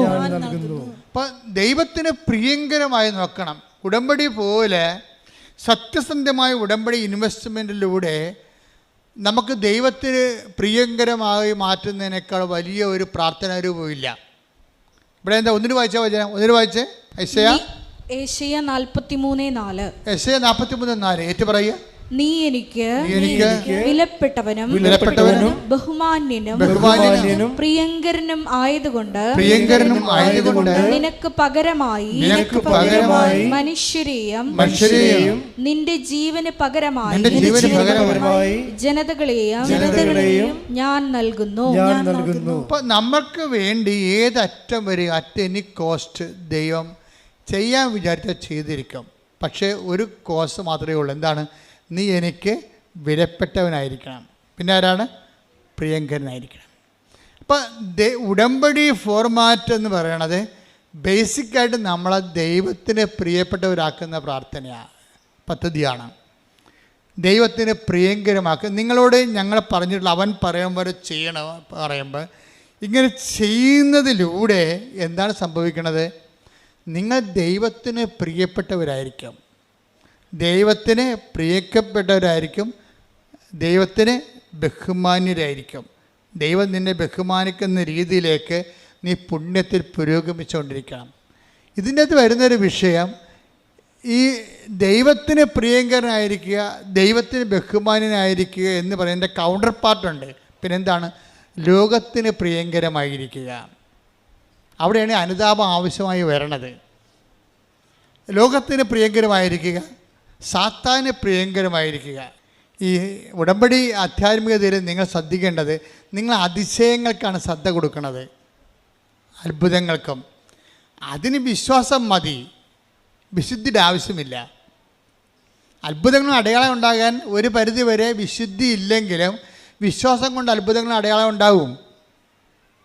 അത്ഭുതങ്ങൾ അടയാളം അനുഭവിച്ച് സാക്ഷ്യം പറയുന്ന ആൾക്കാർ വിശുദ്ധരാണോ അല്ലേ എന്നുള്ളത് നിങ്ങൾക്കറിയാമല്ലോ. പക്ഷെ അവിടെ അത്ഭുതം അനുഭവിക്കുന്നവർ വിശുദ്ധരുമാണ് ചിലർ. എന്താ കാര്യം?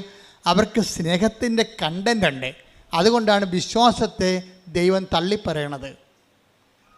വിശ്വാസത്തെ ദൈവം ഉയർത്തിപ്പിടിക്കുന്ന ദൈവം തന്നെ ചില ഘട്ടങ്ങളിൽ വിശ്വാസത്തെ തള്ളിപ്പറയും.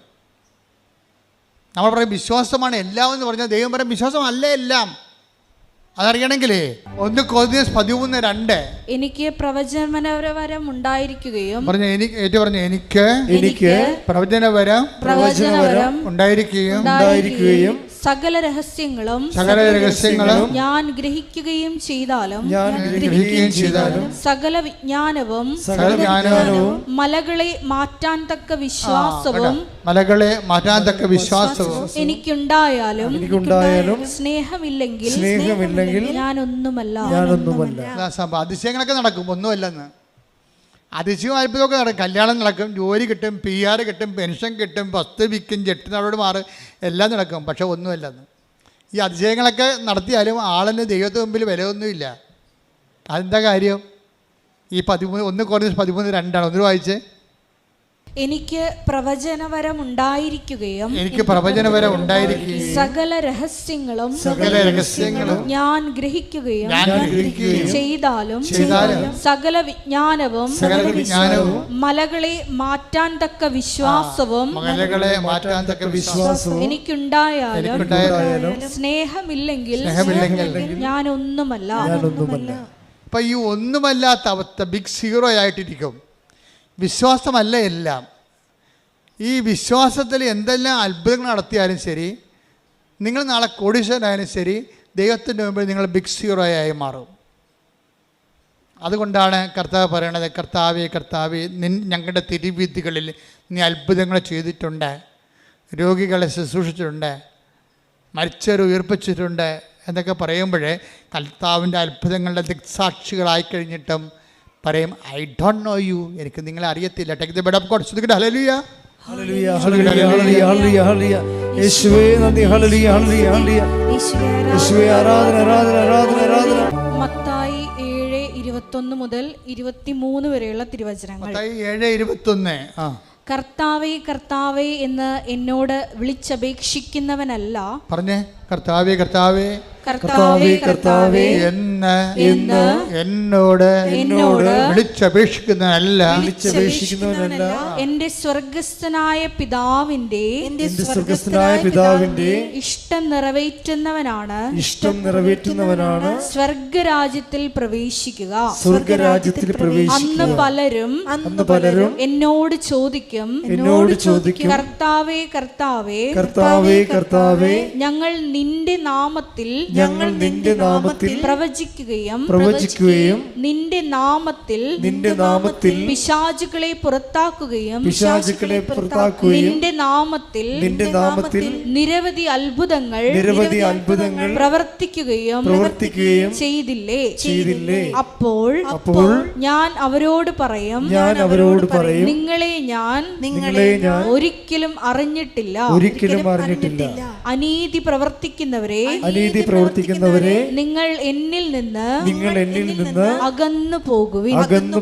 ഇപ്പൊ നമുക്ക് മനസ്സിലാകുന്നൊരു സത്യം, ഈ അടയാളങ്ങൾ കണ്ടാലും സാക്ഷ്യം പ്രവർത്തിച്ചാലും സാക്ഷ്യങ്ങൾ ഉണ്ടായാലും നമ്മൾ ചില സമയത്ത് ദൈവതിരുസന്നിധിയിൽ ദൈവം അറിയാത്ത ആൾക്കാരായിട്ട് മാറും. കാര്യം അത്ഭുതങ്ങളും അടയാളങ്ങളും ആധ്യാത്മികതയുടെ ഭാഗമല്ല. ശരിക്കും ആധ്യാത്മികതയുടെ ഒരു വരാൻ പോകുന്ന ദൈവത്തിൻ്റെ സ്നേഹത്തിൻ്റെ ഒരു അടയാളമായിട്ട് വരും. ഇപ്പം coming love of God, the sign of coming love of God, നമ്മളിലേക്ക് ദൈവം വന്ന് ചേർന്ന് ജീവിക്കുന്ന ജീവിതത്തിൻ്റെ ഒരു അറിവടയാളമായിട്ടാണ് ഇത് വരുന്നത്. പക്ഷേ അതിൽ തന്നെ ദൈവമായിട്ടുള്ള ബന്ധമല്ല. ശരിക്കും ദൈവമായിട്ടുള്ള ബന്ധം വേണമെങ്കിൽ എന്ത് ചെയ്യണം? അനീതി പ്രവർത്തിക്കുന്നവരെ എന്ന് വെച്ച് കഴിഞ്ഞാൽ സ്നേഹമില്ലാതെ പ്രവർത്തിക്കുന്നവരെ. നീതിയും സ്നേഹവും തമ്മിലാണ് ബൈബിള് കണക്ട് ചെയ്യണത്. അനീതി പ്രവർത്തിക്കണമെന്ന് വെച്ച് കഴിഞ്ഞാൽ സ്നേഹമില്ലാതെ പ്രവർത്തിക്കുന്നവരെ. കുറേ കാര്യങ്ങളൊക്കെ നടക്കാം, പക്ഷേ അതേസമയം നമ്മുടെ ഉള്ളിൽ ബേസിക്കായിട്ട് സ്നേഹം ഉണ്ടാകത്തില്ല. അപ്പോൾ ഇതിങ്ങനെ ദുരന്തം പിടിച്ച ക്രിസ്ത്യാനി ഇങ്ങനെ കുറേ എണ്ണം ഉണ്ട്. എന്ന് വെച്ചാൽ ഭയങ്കര ഉടമ്പടി. പല ആൾക്കാരുടെയും വിശ്വാസം പോയിരിക്കണേ എന്തുകൊണ്ടാണ്? ഇപ്പം നമ്മൾ നീലത്തിരി കത്തിക്കുമ്പോൾ തന്നെ മരുമോൾ എന്താണ്ട് അപ്പുറത്തുനിന്ന് പറയണത്, ശവം നീലത്തിരി കത്തിക്കാൻ തുടങ്ങിയിട്ടുണ്ട്. ഇവളുടെ കാര്യമൊക്കെ നടക്കാൻ വേണ്ടി ഇങ്ങനെ പറയും. ഇവളുടെ കയ്യിരിപ്പ് ദൈവത്തിന് അറിയാവാ. ഈ ജന്മത്തി അക്കറെ 1000 തിരി കത്തിച്ചാൽ ഇവർ രക്ഷപ്പെടത്തില്ല എന്നാണ് അടുക്കള എന്നുകൊണ്ട് ചിലപ്പോൾ അമ്മ അല്ലെങ്കിൽ മരുമകളാണ് പറയണത് നിങ്ങളെക്കുറിച്ച്. എന്താ കാര്യം? നിങ്ങൾ ഏറ്റവും അറിയാവുന്നവരാരാണ്? നിങ്ങളുടെ വീട്ടിലുള്ളവരാ. ദൈവം കഴിഞ്ഞാൽ പിന്നെ നിങ്ങളെ അറിയാവുന്നവരാരാണ്? നിങ്ങളുടെ വീട്ടിലുള്ളവരാണ്. അപ്പം നിങ്ങൾ ഈ ഉടമ്പടിയൊക്കെ എടുത്ത് ഇങ്ങനെയൊക്കെ ജയിക്കുമ്പോൾ മറ്റുള്ളവർക്കറിയാം എത്ര ഉടമ്പടിക്ക് പോയിട്ടും ഇത് പണ്ട് പാക്കനാർ ചുരക്കായും കൊണ്ട് കാശി പോയ പോലെ ഇരിക്കുമെന്ന്. കാശി കൊണ്ടുപോയി ഗംഗാനദിയുടെ തീരത്ത് പാക്കനാർ പോയ വഴിക്കെല്ലാം നമുക്കറിയാമല്ലോ പറയിച്ച് പെറ്റ പന്തിരികുലത്തിലെ ഒരാളാണ് ഉളിയന്നൂർ പെരുങ്ങുന്തച്ഛനും പിന്നെ പാക്കനാരും. പാക്കനാർ കാശിക്ക് പോയപ്പോൾ പെണ്ണുമ്പോൾ പറഞ്ഞ് മനുഷ്യനെ ഈ ചുരക്കായും കൂടി കൊണ്ടുപോകുമെന്ന് പറഞ്ഞു. എന്താ കാര്യം എന്നറിയാമോ? വന്നതിനും പോയതിനും എല്ലാം പാക്കനാർ ഇവിടെ കഴുത്തിന് പിടിക്കും. അതാണ് പ്രശ്നം പെണ്ണുമ്പിള്ളയുടെ. അപ്പോൾ അങ്ങനെ ആൾക്കാരൊക്കെ മാനസാന്തരം ഉണ്ടായി. പുള്ളിക്കാരൻ കാശിക്ക് പോവുകയാണ്. അപ്പോൾ പെണ്ണുമ്പിള്ള പറഞ്ഞ് ചുരക്കായും കൂടി കൊണ്ടുപോകാൻ പറഞ്ഞു. അപ്പോൾ അത് എന്തെങ്കിലും ഒരു നൈവേദ്യത്തിനായിരിക്കും വിചാരിച്ചുകൊണ്ട് തിരിച്ചു കൊണ്ടുപോകാൻ കേട്ടാന്ന് പറഞ്ഞ് അവിടെ പൂജിച്ചിട്ട് തിരിച്ചു കൊണ്ടുപോയി നമുക്ക് അറിവിച്ച് കഴിഞ്ഞാൽ എല്ലാ രോഗം മാറുമെന്ന് പെണ്ണുമ്പിള്ള പറഞ്ഞിരിക്കുക. അങ്ങനെ ചുരക്കായും കായുകൊണ്ട് പാക്കനാർ പോയിരിക്കുകയാണ് കാശിക്ക്. പോയ എല്ലാ വെച്ചമ്പലത്തിലും കുടുംബക്ഷേത്രങ്ങളിലും എല്ലാം പാക്കനാർ തൊഴുകയും ചെയ്യും. അവിടെയുള്ള കുളത്തിലെല്ലാം ഈ ചുരക്ക കഴുകുകയും ചെയ്യും. തിരിച്ച് കാശിക്ക് പോയി ഗംഗയിലും കൊണ്ട് സ്നാനം ചെയ്തപ്പോൾ പാക്കനാർ ചുരക്ക അവിടെ കഴുകി തിരിച്ച് കൊണ്ടുവന്ന് ഭാര്യയ്ക്ക് കൊടുത്തേ നീ പറഞ്ഞ പോലെ എല്ലാം ചെയ്തിട്ടുണ്ട്, ഇനിയിപ്പോൾ അതിൻ്റെ കുറവുണ്ടാകരുത്. പെണ്ണുമ്പിളിച്ച് വെട്ടിക്കീറി കഴുകി വെട്ടി കൊത്തി എരിഞ്ഞ് കറിവെക്കുകയും ചെയ്ത്. പക്ഷേ ചുരക്കാക്ക് കയ്പ്പാണ് ഭയങ്കര. അപ്പോഴേ പാക്കനായ പറഞ്ഞ് നീ കറിവെച്ചിട്ട് പിന്നെ ചുരക്കാക്ക് കയ്പ്പാണല്ല. അപ്പോൾ പെണ്ണുമ്പിള ചിരിച്ച് എന്താ കാര്യം? ഇതുപോലെ നിങ്ങളുടെ അവസ്ഥയെന്ന്. ഇതുപോലെയാണ് നിങ്ങളുടെ അവസ്ഥയെന്ന്. എത്ര തീർത്ഥസ്ഥലിൽ കഴുകിയിട്ടും നിങ്ങൾക്ക് മാറ്റമൊന്നുമില്ല. എത്ര ഉടമ്പടി എടുത്തിട്ടും നിങ്ങൾ പഴയ ആളാണ്. തെറ്റുകൾ ആവർത്തിക്കുന്നു എന്ന് പറയണത്. തെറ്റുകൾ ആവർത്തിക്കുന്ന ആ പഴയ ജീവിതത്തിൻ്റെ കയ്പ്, സ്വഭാവത്തിൻ്റെ കയ്പ് മാറണില്ല, മധുരമാകണില്ല, സ്നേഹം വരണില്ല. കുറേ അടയാളം കാണുന്ന, കുറേ സാക്ഷ്യം പറയുന്നതല്ലാതെ ഹൃദയത്തിന് ആ സ്നേഹത്തിലേക്കും ക്ഷമയിലേക്കും ആ കൈമാറ്റത്തിലേക്കും മറ്റുള്ളവരെ സന്ധിക്കുന്നതിലേക്കും ഒരു മധുരതയിലേക്ക് വരണില്ല. കയ്പാണ് ഇപ്പോഴും ഇരിക്കണത്. പാക്കനാടിൻ്റെ ചുരക്ക പോലെ തന്നെയാണ് ഉടമ്പടിക്ക് ശേഷവും നിങ്ങൾ ഇരിക്കണമെന്നുണ്ടെങ്കിൽ നിങ്ങൾ ഉടമ്പടിയിലല്ല എന്നുള്ള കാര്യമാണ് നമ്മൾ അറിയേണ്ടത്. എന്താ അങ്ങനെ പറയാൻ കാരണം അറിയാവോ? പണ്ട് കർത്താവ് ഒരു ചേടത്തിയോട് പറഞ്ഞ് എന്താ പറഞ്ഞത്? അപ്പം ആ ചേടത്തി അത് അക്സെപ്റ്റ് ചെയ്തു. എന്താ പറഞ്ഞത്? മർക്കോസിൻ്റെ 27 അല്ലേ? കാനങ്കാരി പറഞ്ഞ് എൻ്റെ മകള് ഭയങ്കര അസുഖമായിട്ട് കിടക്കുകയാണെന്ന് പറഞ്ഞു. പിശാച് ബാധിച്ചിരിക്കണമെന്ന് പറഞ്ഞു. മകള് അവളുടെ തലയെ കൈവച്ച് പ്രാർത്ഥിച്ചൊരു അത്ഭുതം കാണിക്കണം, എൻ്റെ മകളെ രക്ഷപ്പെടുത്തണമെന്ന് കർത്താവിനോട് ഈ കാനങ്കാരി പറയും.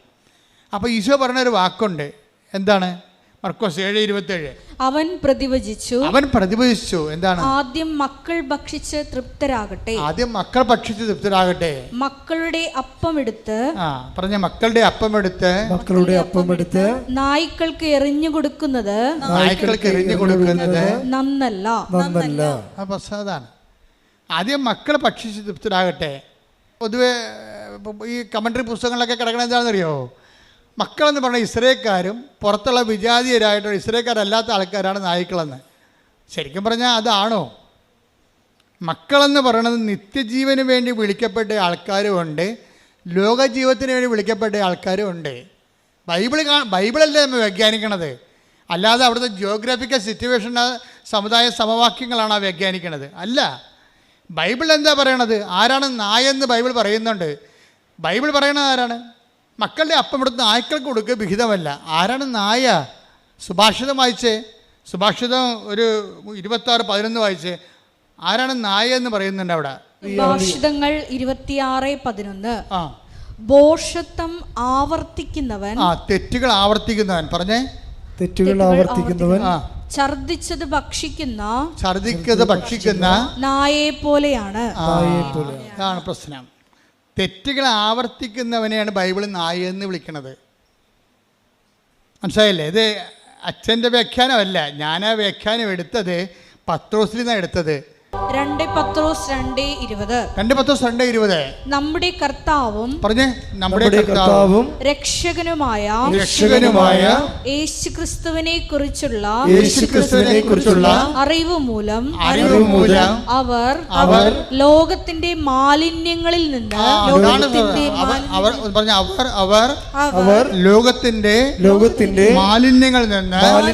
നിന്ന് രക്ഷ പ്രാപിച്ചതിന് ശേഷം വീണ്ടും അവയിൽ കുരുങ്ങുകയും അവയാൽ തോൽപ്പിക്കപ്പെടുകയും ചെയ്യുന്നെങ്കിൽ അവരുടെ അന്ത്യസ്ഥിതി ആദ്യത്തേതിനേക്കാൾ മോശമായിരിക്കും.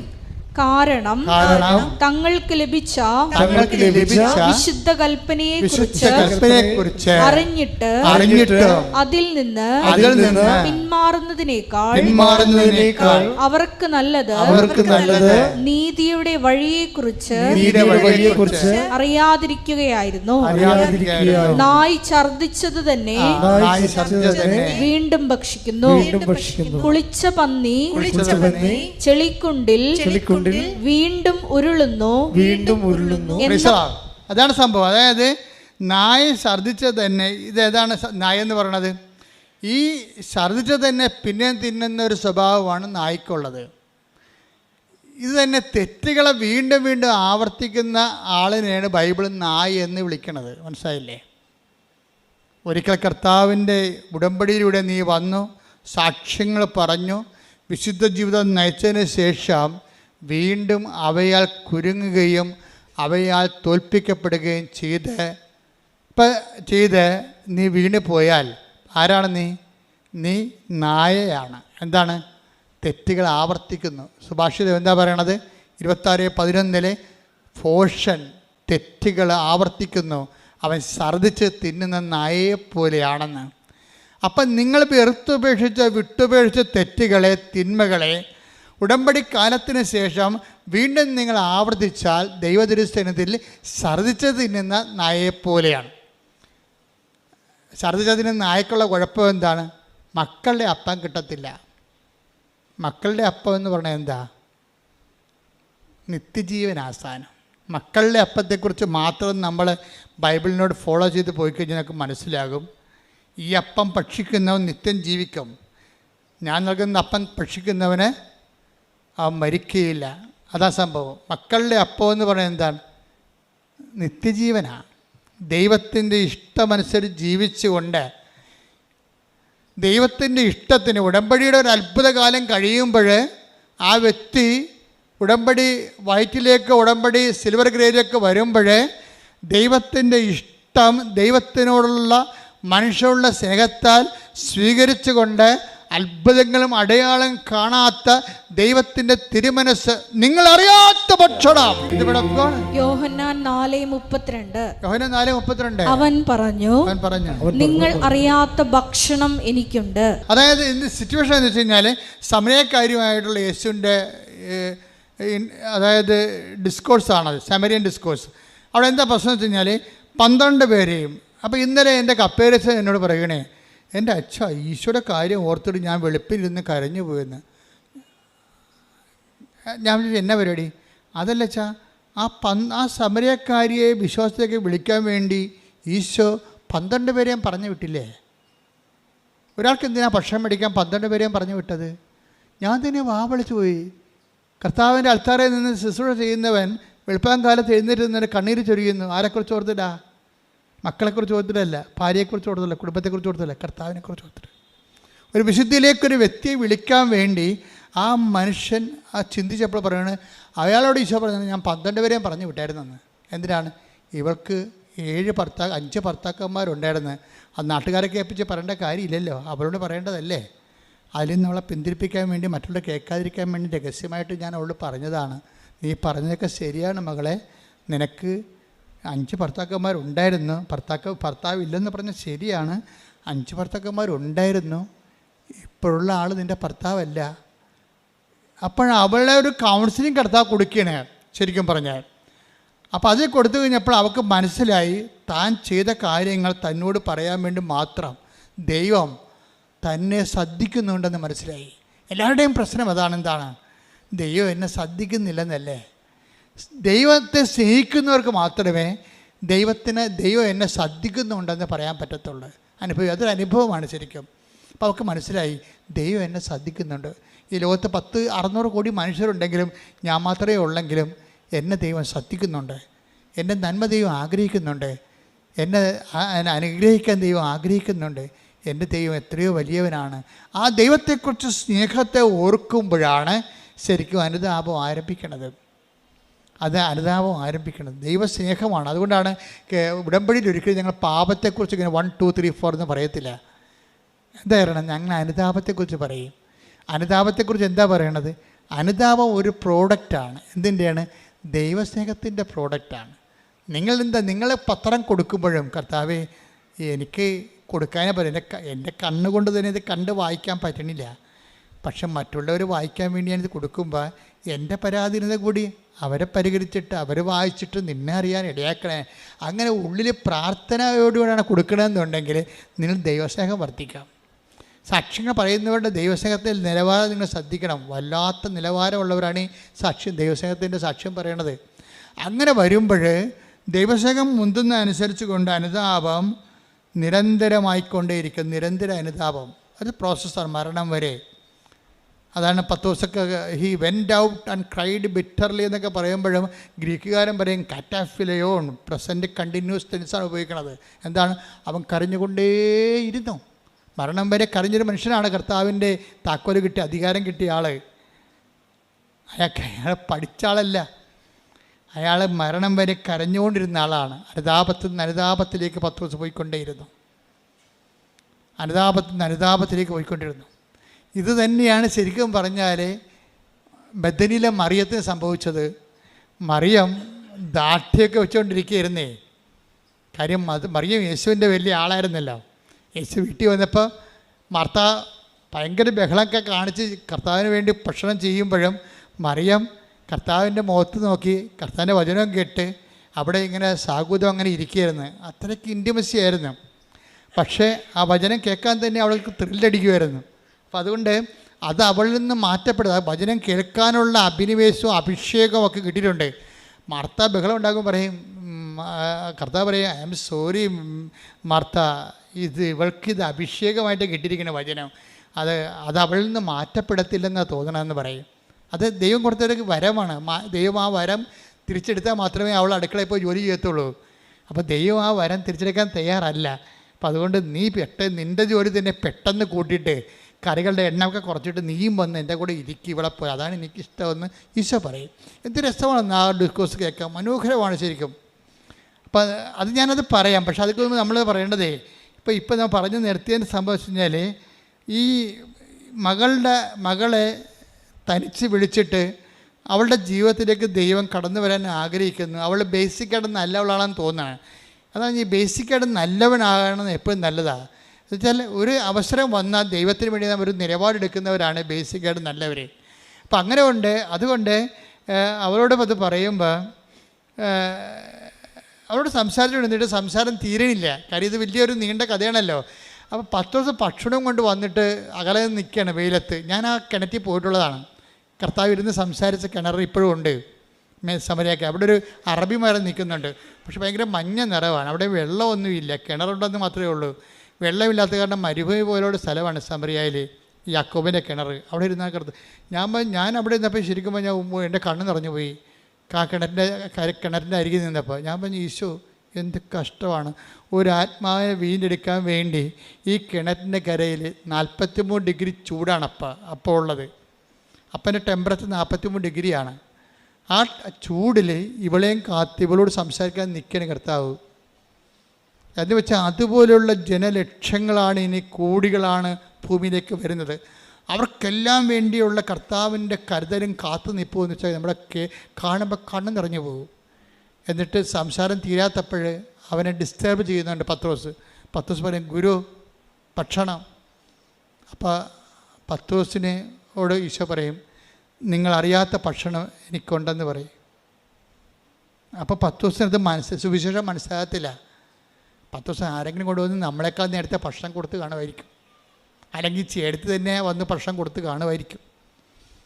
പക്ഷേ സംസാരം എല്ലാം പിരിഞ്ഞു പോകുമ്പോൾ അവൾ പെട്ടെന്ന് നാട്ടിലിട്ട് പോയിട്ട് വലിയ സുവിശേഷ വേലയൊക്കെ ചെയ്തിട്ട് തിരിച്ചു വരും. അതിനുള്ളിൽ കർത്താവ് പറയും, നിങ്ങളറിയാത്ത ഭക്ഷണം എനിക്കുണ്ട്. എന്താണ് എൻ്റെ ഭക്ഷണം? എന്താണ്? എൻ്റെ പിതാവിൻ്റെ ഇഷ്ടം നിറവേറ്റുകയാണ് എൻ്റെ ഭക്ഷണം. അപ്പോൾ അടയാളങ്ങളില്ലെങ്കിലും ദൈവത്തിൻ്റെ ഒരു നീല ഉടമ്പടിക്കാരും ചാര ഉടമ്പടിക്കാരും ഒക്കെ ശ്രദ്ധിക്കേണ്ടത്, നിങ്ങൾക്ക് അടയാളങ്ങൾ ഉണ്ടാവാതിരിക്കാനാണ് ഞാൻ പ്രാർത്ഥിക്കുന്നത്. എന്താ കാര്യം എന്നറിയാമോ?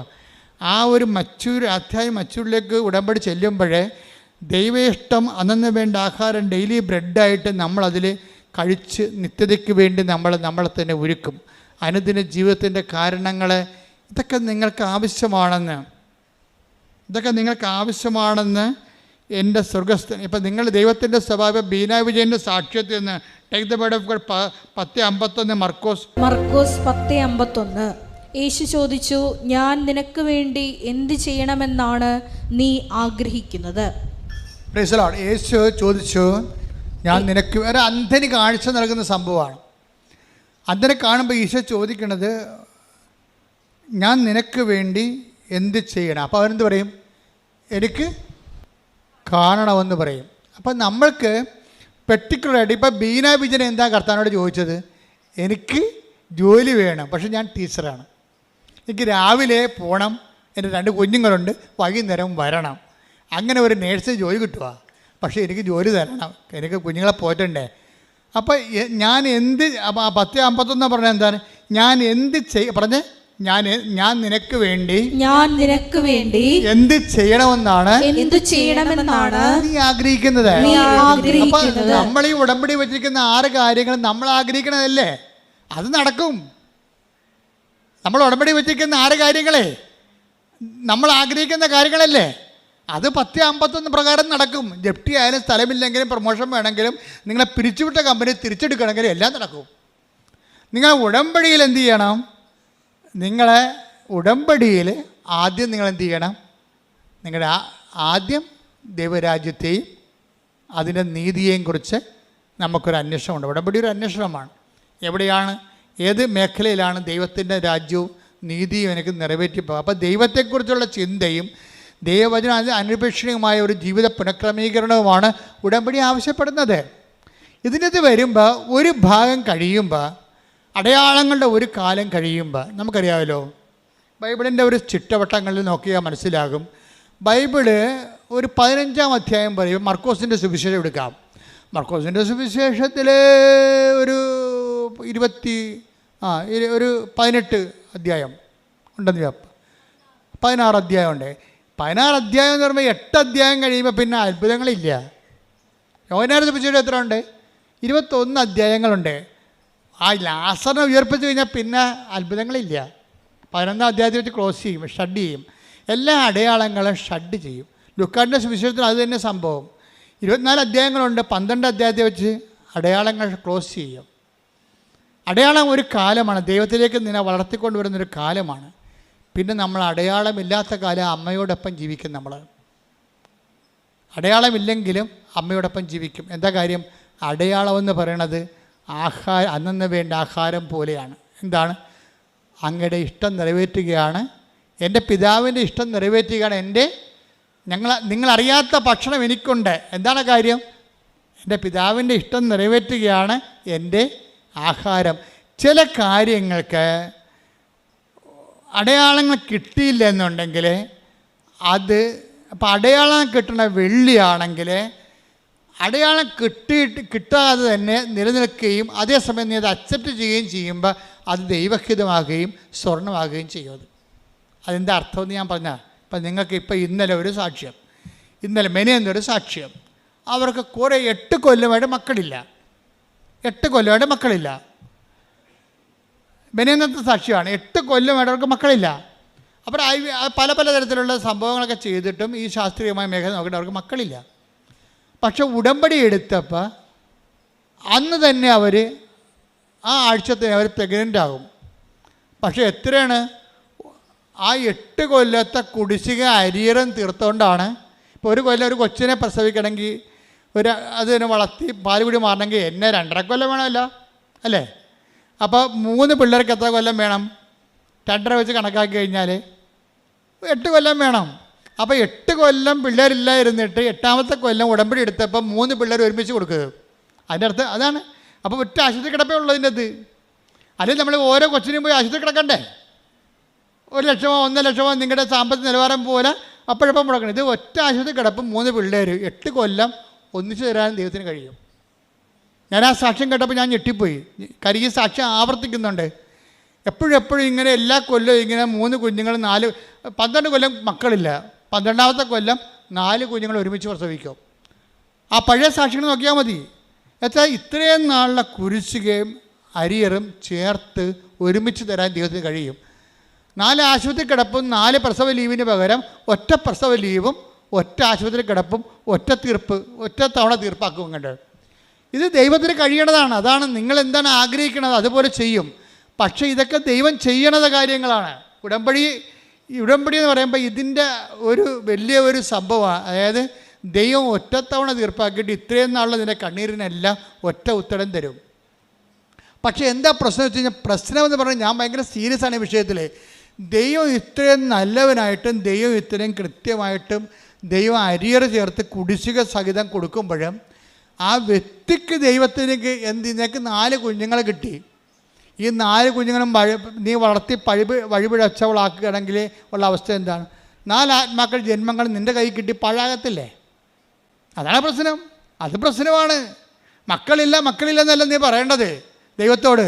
ഒരു കുഞ്ഞിനെ തന്നാൽ ഞാൻ ദൈവത്തിൻ്റെ മകനെ എൻ്റെ രക്തസാക്ഷിയായി നിന്നാലും ശരി, ഞാൻ എൻ്റെ ദൈവത്തിൻ്റെ കുഞ്ഞിനെ പോലെ വളർത്തുമെന്ന് നീ പറയണം. അത് പറയാൻ നീ തയ്യാറാണെങ്കിൽ നീ ഇങ്ങനെ വിഷയം പോലെ പ്രസവിക്കും. എന്താ കാര്യം എന്നറിയാമോ? ദൈവത്തിനെ എനിക്കറിയാം. നമ്മൾ ദൈവത്തിൻ്റെ കരങ്ങൾ കണ്ടാണ് ഇവിടം വരെ എത്തിയത്. അത് ദൈവത്തിന് ഒന്നും പഞ്ഞമില്ല. അമർത്തി കുലുക്കി നിറച്ചളന്ന് അവൻ നിൻ്റെ മടിയിലോട്ട് 6:36 ലുക്കാൻ്റെ സുവിശേഷം. ദൈവത്തിൻ്റെ സ്വഭാവം അതാണ്. പക്ഷെ നമ്മുടെ സ്വഭാവത്താണ് ഇപ്പോൾ പ്രശ്നം വന്നിരിക്കുന്നത്. കാര്യം എന്താണ്? ദൈവത്തിൻ്റെ സ്വഭാവം കാണിക്കുമ്പോൾ നമ്മുടെ സ്വഭാവം ദൈവസ്വഭാവത്തിലേക്ക് കൺവേർഷൻ സംഭവിക്കണം. ഇതിനാണ് നിരന്തര അനുതാപം എന്ന് പറയണത്. നിരന്തര അനുതാപം. നിരന്തര അനുതാപം എന്ന് പറയുമ്പോൾ അമളി പറ്റിക്കഴിഞ്ഞാൽ സമ്മതിക്കാൻ തയ്യാറാകണം.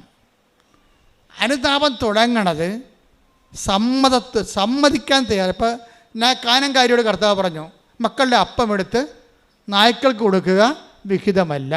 അപ്പോൾ ഉടനെ അവളെന്താ പറഞ്ഞത്? That is my right my lord, I am a dog. നീ പറഞ്ഞത് ശരിയാണ്. ഞാൻ തന്നെ വീണ്ടും വീണ്ടും അനുതാപമില്ലാതെ വീണ്ടും ഞാൻ നായി ഛർദ്ദിച്ചത് തന്നെ പിന്നെയും തന്നെ എന്ന് പറഞ്ഞാൽ ചെയ്ത് തെറ്റ് തന്നെ പിന്നെയും ചെയ്യുന്ന ആളാണ് ഞാനൊരു നായയാണ്. അതാണ് സംഭവം. അതായത് കർത്താവ് അത് വെളിപ്പെടുത്തി കൊടുക്കുമ്പോൾ നായ ഛർദ്ദിച്ചത് തന്നെ, അത് മക്കളുടെ അപ്പം എടുത്ത് നായ്ക്കൾക്ക് കൊടുക്കുക വിഹിതമല്ല. നായ്ക്കളെന്ന് പറഞ്ഞാൽ എന്താണ്? ചെയ്ത് തെറ്റ് തന്നെ തെറ്റാണെന്ന് തന്നിട്ട് പിന്നെയും ചെയ്തുകൊണ്ടിരിക്കണം. എല്ലാവരും, അച്ഛനായാലും കപ്പനായാലും കർത്തനായാലും ആരായാലും, ഇനി കത്തോലിക്കനായാലും ക്രിസ്ത്യാനി ആയാലും എല്ലാവരും നായ തന്നെയാണ്. തെറ്റുകൾ ആവർത്തിക്കണമെങ്കിൽ അവൻ ഒരു നായയാണ്. അതൊക്കെ നായ ഛർദ്ദിച്ചത് തന്നെ പിന്നെ. അപ്പം അനുതാപം എന്ന് പറയണത് തെറ്റുകൾ ആവർത്തിക്കാത്ത അവസ്ഥ കൂടിയാണ്. അനുതാപത്തിൻ്റെ ആരംഭം എവിടുന്നാണ് തുടങ്ങണത്? ആദ്യമേ തന്നെ അതിൻ്റെ ABCD എന്ന് പറയണത് തെറ്റുകൾ ആവർത്തിക്കാത്ത അവസ്ഥ. കൃപാസനത്തിൽ പരിശുദ്ധ കുർബാന കൈമാറ്റം ചെയ്യുമ്പോൾ അതിക്ക് മുമ്പ് മനസ്താപനം ചെലുത്തിരിക്കും. എന്താ കാര്യം? മേലിൽ പാപം ചെയ്യില്ലെന്നും എന്നാ പറയണേ. അതിൻ്റെ അകത്ത് ഏറ്റവും വലിയ സംഭവം എന്താണ്? നമുക്കറിയാമല്ലോ, നല്ല കുമ്പസാരത്തിനുള്ള കാര്യങ്ങൾ ഒന്നെന്താണ്? മേലിൽ പാപം ചെയ്യാതിരിക്കുന്നതാണ്. അത് അക്രൈസ്തവനായാലും ക്രൈസ്തവനായാലും പഴയ തെറ്റുകൾ ആവർത്തിക്കത്തില്ലെന്ന് കർത്താവിനോട് പറഞ്ഞാൽ അന്ന് മുതൽ ഉടമ്പടി ഫയറാകാൻ തുടങ്ങും. പ്രാർത്ഥിക്കുക, കർത്താവായ ദൈവമേ, ഞാൻ ഉടമ്പടിയിലേക്ക് കടന്നു വന്നാൽ പണ്ട് ചെയ്തു വന്നിരുന്ന പാപങ്ങളെ ആവർത്തിക്കാതിരിക്കാൻ എന്നെ സഹായിക്കണമേ. അപ്പൊ അവൾ പറഞ്ഞ ഇതാണ്, കർത്താവ് ഇനി ഞാൻ ആവർത്തിക്കത്തില്ല. ഞാനൊരു നായയാണ്, എനിക്കിന്ന് അവകാശമില്ല. ഞാൻ തെറ്റുകൾ തന്നെ വീണ്ടും തന്നെ ചെയ്ത തെറ്റുകൾ തന്നെ പിന്നെ ചെയ്യണതാണ്. പക്ഷേ ഇനി ഞാൻ ഞങ്ങൾക്ക് ഒരു അവകാശം ഉണ്ടല്ലോ നിൻ്റെ മുമ്പിൽ. അപ്പോൾ എല്ലാം സമ്മതിക്കും, തൻ്റെ അവസ്ഥകളെ സമ്മതിക്കും, അത് തിരിച്ചറിയും. ഇവിടുത്തെ പ്രോബ്ലം എന്താണ്? നമ്മൾ നല്ലതാണെന്ന് വിചാരിക്കണമല്ല പ്രശ്നം. നമ്മൾക്ക് എനിക്കൊരു കുഴപ്പമില്ല, ഞാൻ ഓക്കെ ആണെന്നല്ല എല്ലാവരും പറയണത്. അതാണ് കുഴപ്പം മുഴുവനും. ഉടമ്പടിയെ കുഴപ്പമെന്ന് പറഞ്ഞ ബോധ്യം, നാലാമത്തെ ബോധ്യം എന്താണ്? ഞാൻ ഓക്കെയാണ്. എന്നെക്കാൾ വിശുദ്ധനോ എന്നെക്കാൾ നല്ല മനുഷ്യനോ ലോകത്തില്ല. അപ്പം നമ്മളുടെ വശം നീതീകരിച്ചു കൊണ്ട് അവസാനം വരെ നമ്മൾ നിൽക്കും. എല്ലാവരുടെ സംസാരം, ഇൻക്ലൂഡിങ് മൈസെൽഫ്, എല്ലാവരുടെ സംസാരത്തിലും ഈ സ്വയം നീതീകരണം എന്ന് പറയണത് ശരിക്കും പറഞ്ഞാൽ അനുതാപമില്ലാത്ത അവസ്ഥ തന്നെയാണ്. സ്വയം നീതീകരിക്കണം. പക്ഷേ നമ്മൾ ഓക്കെയാണ്, അവരാണ് കുഴപ്പക്കാരെന്ന്. നമ്മൾ ഓക്കെയാണ്, അവരാണ് കുഴപ്പക്കാർ. പക്ഷേ കാര്യം എന്താ പറയണത്? ഞാൻ ഓക്കെ അല്ല കർത്താവേ, അത് ശരിയാണ്, അങ്ങ് പറഞ്ഞ ശരിയാണ്. മറിയവും ഈ അനുതാപത്തിലേക്ക് ആ കാനംകാരി കടന്നു വന്നപ്പോഴാണ് മക്കളുടെ അപ്പം എടുത്ത് അവൾക്ക് കൊടുത്തത്. നിത്യജീവൻ ഉൾപ്പെടെയുള്ള ദൈവാനുഗ്രഹങ്ങളിലേക്ക് അവളെ കർത്താവ് തിരിച്ചു കൊണ്ടുവരികയാണ്. ദൈവത്തിലേക്ക് വരിക എന്ന് വെച്ച് കഴിഞ്ഞാൽ ഒരു അടയാളം. ഇപ്പോൾ എന്തുമാത്രം നോൺ ക്രിസ്ത്യൻസാണോ ഉടമ്പടി എടുക്കണത്? നിങ്ങൾക്ക് തോന്നുന്നുണ്ടോ നിങ്ങളുടെ മകളെ കെട്ടിക്കാനാണ് യേശുക്രിസ്തു ക്രൂശിക്കപ്പെട്ടതെന്ന്? നിങ്ങൾക്ക് തോന്നുന്നു നിങ്ങൾ സ്ഥലം വിൽക്കാനാണ് കർത്താവ് ഉയർപ്പിക്കപ്പെട്ടതെന്ന്? നിങ്ങൾ കർത്താവിൻ്റെ ഉയർപ്പിൻ്റെ ഉത്ഥാനത്തിനും പങ്കാളികളായിട്ട് ഉടമ്പടിയിൽ നിന്ന് പങ്കുപറ്റുന്നുണ്ടെങ്കിൽ ദൈവിക ലക്ഷ്യമെന്ന് തിരിച്ചറിയണം. എന്താ കാര്യം? നിത്യതയാണ് എൻ്റെ ലക്ഷ്യം. നിങ്ങൾ പ്രാർത്ഥിക്കേണ്ടത് എന്താണ്? കർത്താവേ, നിത്യത വരെ അങ്ങനെ കൊണ്ട് ജീവിക്കാൻ എന്നെ സഹായിക്കണമേ. പ്രാർത്ഥിക്കുക, കർത്താവേ, അനുതാപത്തിന്റെ നീണ്ട സമയ സഞ്ചാരങ്ങളിലെ നിത്യത വരെ ജീവിക്കുവാൻ അങ്ങയോടൊപ്പം ജീവിക്കുവാൻ എന്നെ സഹായിക്കണമേ. ശ്രുതികട്ടെ.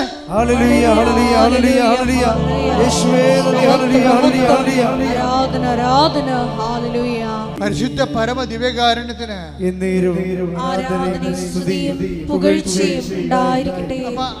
അതായത് അനുതാപത്തിലേക്കുള്ള ആത്മീയ സഞ്ചാരമാണ് ഉടമ്പടിയുടെ വളർച്ച എന്ന് പറയണത്. അപ്പോഴത് നമുക്ക് ചില വിഷയങ്ങൾക്ക് അഭിഷേകം കിട്ടാം, ചില വിഷയങ്ങൾ നമ്മൾ അത് ഇല്ലാതിരുന്ന കാലത്തേക്കാൾ ഇല്ലാത്ത കാലത്ത് ഉള്ളതിനേക്കാൾ മെച്ചമായ ആന്തരികമായ സന്തോഷം ലഭിക്കും. ക്രിസ്തീയ ആധ്യാത്മികത എന്ന് പറയുന്നത് നമ്മൾ ഇന്ന് വരെ കാണാത്ത നിധികളുള്ള സ്ഥലമാണ്. ക്രിസ്തീയ ആധ്യാത്മികത ഈശോ നിധി എന്നാണ് വിളിക്കണത്, ട്രഷർ. അത് ഗോപനം ചെയ്താൽ, അത് കണ്ടെത്തിയാൽ പിന്നെ അത് ഗോപനം ചെയ്യണം, മറച്ചു വെക്കണം, പോയി തനിക്കുള്ളത് വിൽക്കണം, ആ നിധി വാങ്ങണമെന്ന് ഈശോ 13 മർക്കോസ് മത്തായി 13 പറയണത്. ഞാൻ നിങ്ങൾ പറയാൻ ഉദ്ദേശിക്കുന്ന കാര്യം, ഇപ്പോൾ തന്നെ ഉദാഹരണം, ഇപ്പോൾ കാനം കാര്യം എന്താ സംഭവിക്കുന്നത്? അയാൾ പറഞ്ഞു that is right my lord, അത് ശരിയാണെന്ന് പറഞ്ഞു. കർത്താവ് ഒരു കാര്യം പറയുമ്പോൾ അത് തെറ്റാണെന്നാണ് എല്ലാവരും പറയണത്. അങ്ങനെയല്ല, ഞാൻ ശരിയാണ്, കർത്താവാണ് തെറ്റെന്ന് പറയും. കാനം കാര്യം എന്താ പറയണത്? ഞാൻ തെറ്റാണ്, അങ്ങ് ശരിയാണ്. ദൈവത്തിൻ്റെ വചനം ശരിയാണെന്ന് പറയണത് എങ്ങനെയാണ്? ദൈവത്തിൻ്റെ വചനം നടപ്പിൽ വരുത്തുമ്പോഴാണ് ദൈവത്തിൻ്റെ വചനം ശരിയാണെന്ന് പറയണം, അല്ലാതെ വായിക്കുമ്പോഴല്ല. വായിക്കുമ്പോൾ ശ്രദ്ധിച്ചേക്കണം. ഉടമ്പടി നിങ്ങൾ വന്ന് എടുത്തെങ്കിൽ അതിൻ്റെ അരമണിക്കൂർ വചനം വായിക്കാൻ വേണ്ടി നിയമമുള്ളതാണ്. നിങ്ങൾ വചനം വായിക്കാതെ ഉടമ്പടി ഉപ്പ് അടിച്ച് മാറ്റിക്കൊണ്ട് ഇവിടുന്ന് 4 കാലം വീണ് ഓടിയാൽ ഈ സാധനം വർക്കൗട്ട് ചെയ്യത്തില്ല. ഇവിടുന്ന് എന്താണ് പറഞ്ഞിരിക്കുന്നത് അതുപോലെ ചെയ്യാൻ പറ്റാത്തവർ ഉടമ്പടി എടുക്കരുത്. അത് ദൈവത്തെ പറ്റിക്കാൻ വേണ്ടിയും വൈദ്യപ്പഴുപ്പിന് വേണ്ടി വരുന്നവരാണ്. അപ്പം അതുകൊണ്ട് ആരെടുത്താലും എക്സ് ഓർ വൈ ആരെടുത്താലും ഉടമ്പടി അരമണിക്കൂർ വചനം വായിക്കണമെന്ന് പറഞ്ഞാൽ നിർബന്ധമായിട്ടും വചനം വായിച്ചിരിക്കണം. ചിലപ്പോൾ നിങ്ങൾക്ക് തന്നിരിക്കേണ്ട ഒരു ഓപ്ഷൻ എന്ന് പറയണത് 5 മിനിറ്റ് ഇടപെട്ട്, ഇപ്പോൾ 5 മിനിറ്റ് വായിച്ചാൽ പിന്നെ വൈകുന്നേരം 5 മിനിറ്റ് വായിച്ച് കിടക്കാൻ നേരത്ത് 5 മിനിറ്റ് വായിച്ച് അങ്ങനെ വായിക്കാം. ഒറ്റയടിക്ക് വായിക്കണമെന്നില്ല നിങ്ങളുടെ സമയം, പക്ഷേ വചനം വായിച്ചിരിക്കണം. അത് എക്സ് ഓർ വൈ ആരുടമ്പടി എടുത്താലും ഞങ്ങൾക്കത് ബാധകമല്ലെന്നൊരു കാര്യമില്ല. ഉടമ്പടി നിങ്ങൾക്ക് ബാധകമാകണമെങ്കിൽ ഉടമ്പടിയിലുള്ള പറഞ്ഞിരിക്കുന്ന എല്ലാ നിബന്ധനകളും നിങ്ങൾക്ക് ബാധകമാകണം. പ്രാർത്ഥിക്കുക, കർത്താവേ ഉടമ്പടി നിയമങ്ങള് നിബന്ധനകള് പൂർണ്ണമായി നിറവേറ്റാൻ എന്നെ അനുഗ്രഹിക്കണമേ, എന്നെ അഭിഷേകം ചെയ്യണമേ. ശ്രദ്ധിക്കട്ടെ,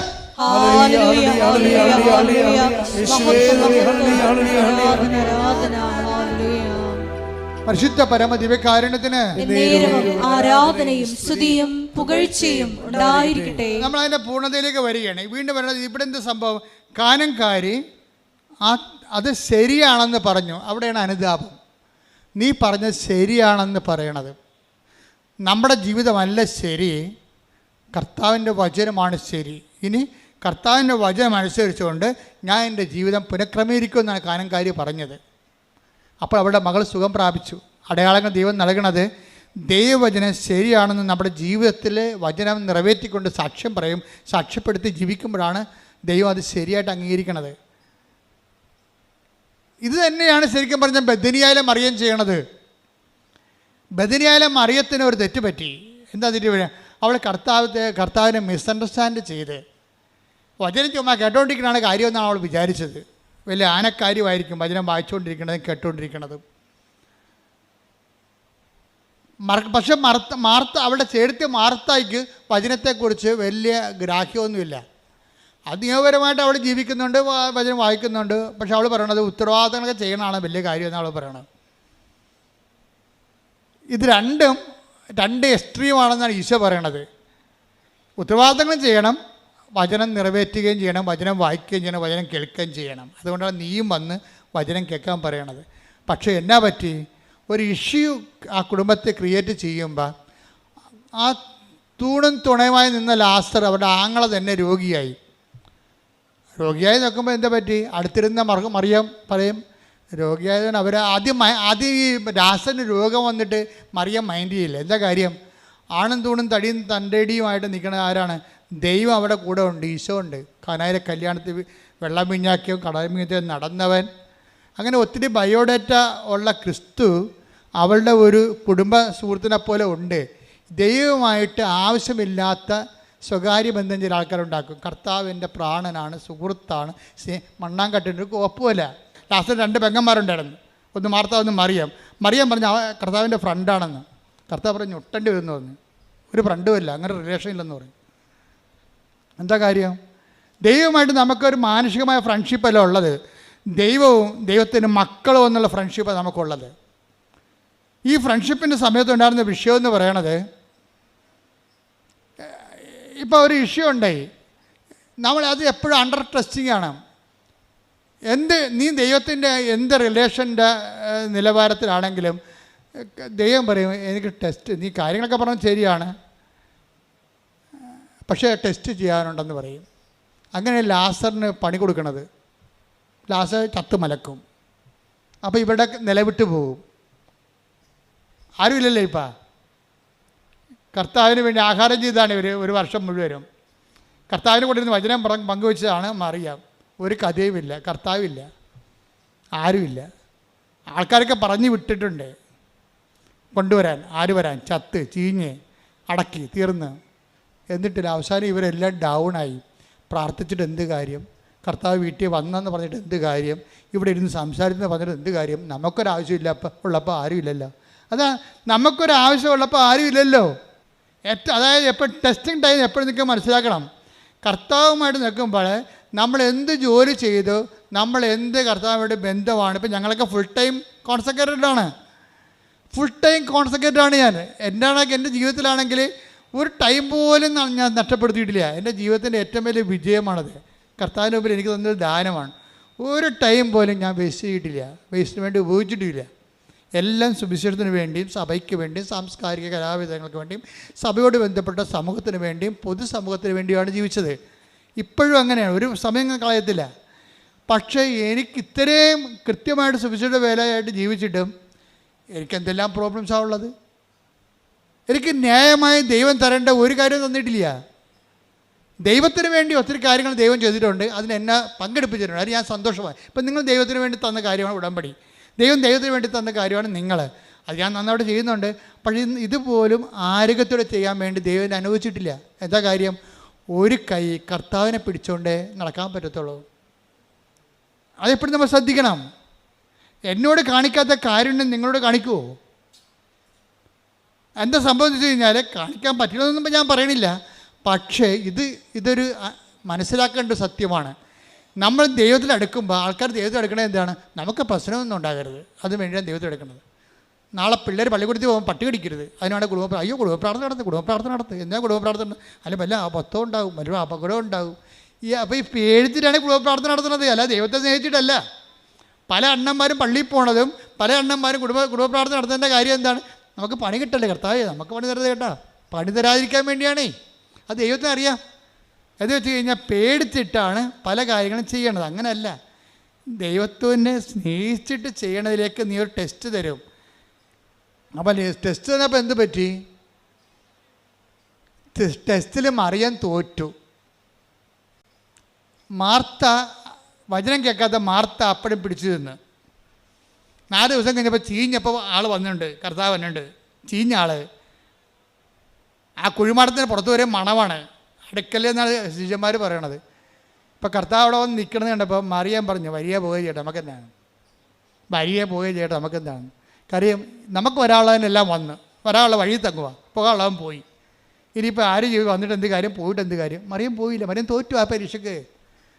മാർത്തായാണ് ഇടിച്ചതിൽ കയറണത്. മാർത്തായതിന് അവിടെ ചെന്നിട്ട് പറയുവേ, എന്താണ്? കർത്താവേ, നീ ഇവിടെ ഉണ്ടായിരുന്നെങ്കിൽ.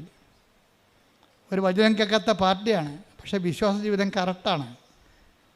നീ ഇവിടെ ഉണ്ടായിരുന്നെങ്കിൽ എൻ്റെ സഹോദരൻ മരിക്കുകയില്ല. പക്ഷേ നീ ദൈവത്തോട് ചോദിക്കണത് എന്തും ദൈവം നിനക്ക് നൽകുമെന്ന് ഇപ്പോഴും എനിക്കറിയാം.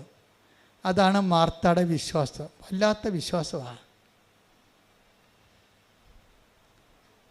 കഴിഞ്ഞ ദിവസങ്ങളിൽ ജോമോളനോട് പറഞ്ഞ്, ഇവളെ പഠിപ്പിച്ച ആരോ ഉണ്ടാക്കി വിളിച്ച് പറഞ്ഞ്, ഗ്രീക്കിൽ എഴുതിയിരിക്കണത് കർത്താവേ, നീ ലോകത്തിലേക്ക് വരുന്ന മിശിഹായാണെന്ന് ഞാൻ പണ്ട് വിശ്വസിച്ചിരുന്നെന്നാണ്, ഇപ്പം വിശ്വസിക്കണില്ലെന്നാണ് പറഞ്ഞതെന്ന്. ഞാൻ പറഞ്ഞു, നീ ചെന്ന് ആ മരമണ്ടനോട് ചോദിക്കുക. എന്താ ചോദിക്കേണ്ടത്?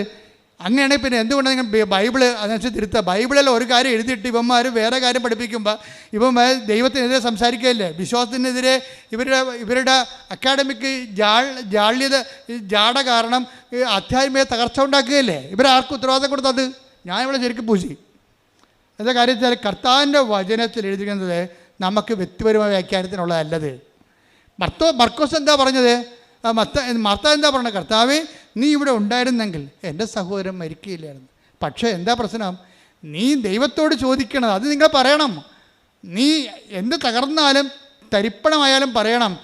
മാർത്തായെപ്പോലെ പറയണം. നീ ദൈവത്തോട് ചോദിക്കണത് എന്തും നീ ദൈവത്തോട് ചോദിക്കണം, ഇപ്പോഴും നിനക്ക് തരുമെന്ന് എനിക്കറിയാവുന്ന. അപ്പോഴ് ഈശോ പറയും, ഈ വിശ്വാസം ഈ ക്രൈസിസ് ടൈമിൽ എല്ലാം തീർന്ന് തല്ലിപ്പെരക്കി വാടക വീട്ടിൽ നിന്ന് അവിടെ നമ്മളെ ചവിട്ടി ഇറക്കി നമുക്കെതിരെ കേസുമായി.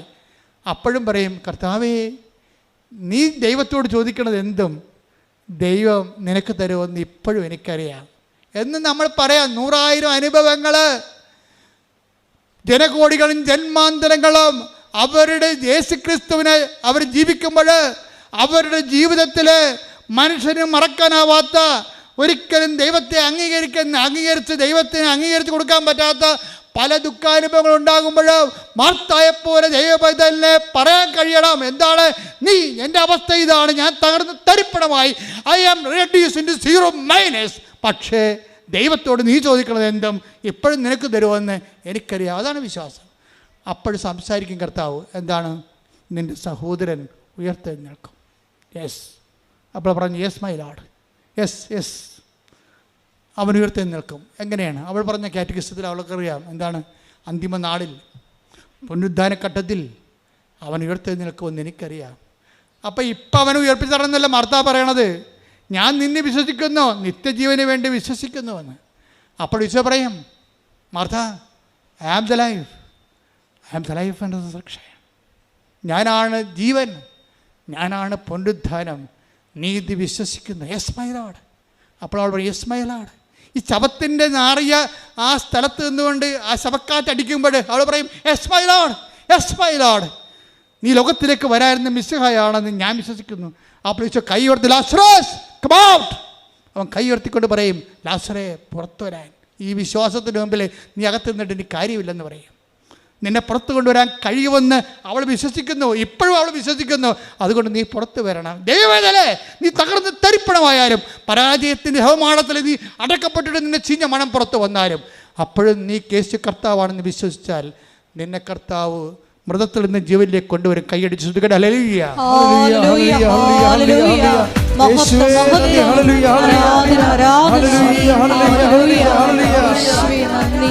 പരിശുദ്ധ പരമ ദിവ്യകാരുണ്യത്തിന് നേരവും ആരാധനയും സ്തുതിയും പുകഴ്ചയും ഉണ്ടായിരിക്കട്ടെ. ലാസർ ഉയർപ്പിക്കപ്പെട്ടൊരു അടയാളം കണ്ടപ്പോഴേ തകർന്നു പോയത് മറിയമാണ്. മറിയം കണ്ണുനീരോടെ ഇരിക്കുക. കാര്യം അവളെ വിളിച്ചിട്ട് വന്നില്ലല്ലോ. ഈ മഹാത്ഭുതം കാണാൻ വേണ്ടി കർത്താവ് ആളെ വിട്ട് അവളെ വിളിച്ചതാണ്. വന്നില്ല അവൾ. കർത്താവിനറിയാം ഇത് ഈ മരണം, ഈ രോഗം മരണകാരണമല്ല, മറിച്ച് കർത്താവിൻ്റെ ദൈവത്തിൻ്റെ മഹത്വം പ്രകടമാകാനാണ്. ആ വചനം കേട്ട വഷളിനെ കർത്താവ് ആളേച്ച് വിളിപ്പിച്ചതാണ്. അവൾ വന്നില്ല. അപ്പോൾ അവൾ എന്ത് കഠിനമുള്ള സംഭവമാണത്. പക്ഷെ ആ പാവപ്പെട്ട വചനം കേൾക്കാത്ത മാർത്ത വന്ന് കുറച്ച് കഴിഞ്ഞപ്പോൾ കർത്താവ് അവളെ വിളിപ്പിച്ചിട്ടാണ് അവളോട് ഇത് സംസാരിച്ചു. എന്നിട്ടാണ് കർത്താവ് ഉയർപ്പിച്ചത്. പക്ഷെ അതല്ല എൻ്റെ വിഷയം. അതിനുശേഷം ഒരാഴ്ച കഴിഞ്ഞപ്പോഴേ അവളും കണ്ടില്ലേ കർത്താവ്, അവളും പറഞ്ഞത് തന്നെയാണ്, നീ ഉണ്ടായിരുന്നെങ്കിൽ ഇങ്ങനെ സംഭവിക്കത്തില്ല. എല്ലാവരുടെയും പ്രശ്നം അതാണല്ല, നീ ഉണ്ടായിരുന്നെങ്കിൽ ഇങ്ങനെ സംഭവിക്കത്തില്ലെന്ന്. നീ ഉണ്ടായിരുന്നില്ല, അങ്ങനെ സംഭവിച്ചു. എന്നാലും സുവിശേഷം നിൻ്റെ വീണ്ടെടുപ്പിന് ഒരു വാതിൽ തുറന്നിടുന്നുണ്ട്. അതാ സംഭവം. നീ ഉണ്ടായിരുന്നെങ്കിൽ ഇങ്ങനെ സംഭവിക്കത്തില്ലായിരുന്നു.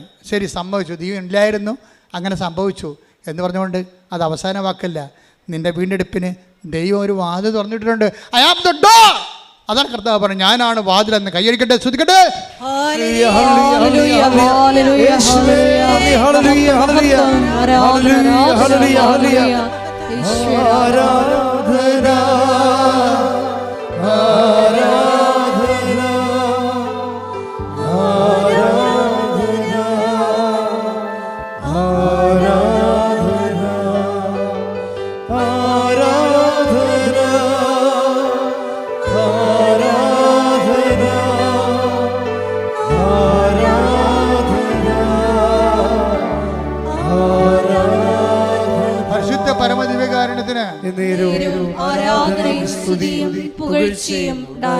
ഈ കാഴ്ച കണ്ടിട്ട് തോറ്റുപോയില്ല കർത്താവേ.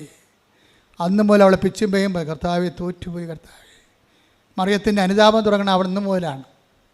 എല്ലാം കഴിഞ്ഞിട്ടും കർത്താവ് അവൾ വരാതിരുന്നിട്ടും പിന്നെ അവളെ വിളിച്ചില്ലേ, അതിന് മുമ്പിൽ, ആ സ്നേഹത്തിന് മുമ്പിൽ ഇവളെ തോറ്റുപോകും. തോറ്റുപോകുക തന്നെയല്ല, കർത്താവ് ആരാണെന്ന് അവൾ കാണുകയും ചെയ്യും. അപ്പോൾ അവൾ എപ്പോഴും പറയും, തോറ്റുപോയി കർത്താവേ, തോറ്റുപോയി, നിൻ്റെ സ്നേഹത്തിന് മുമ്പ് ഞാൻ തോറ്റുപോയി എന്ന് പറഞ്ഞ് അവളത്, ആ അനുതാപമാണ് ബഥനിയിലെ മറിയം പിന്നെ ലാസറിൻ്റെ വീട്ടിലെ കർത്താവിനെ വിളിക്കാൻ കാരണം. ഒരു നേരത്തെ ഭക്ഷണത്തിന് വീണ്ടും പഴയതുപോലെ ലാസറുണ്ടാകും, മർത്ത ഉണ്ടാകും, മറിയം ഉണ്ടാകും. യേശുവിനെ വിളിക്കുമ്പോൾ അന്ന് വരെ ചെയ്യാത്തൊരു കാര്യം മറിയം ചെയ്യും. എന്താണ് ചെയ്യണത്?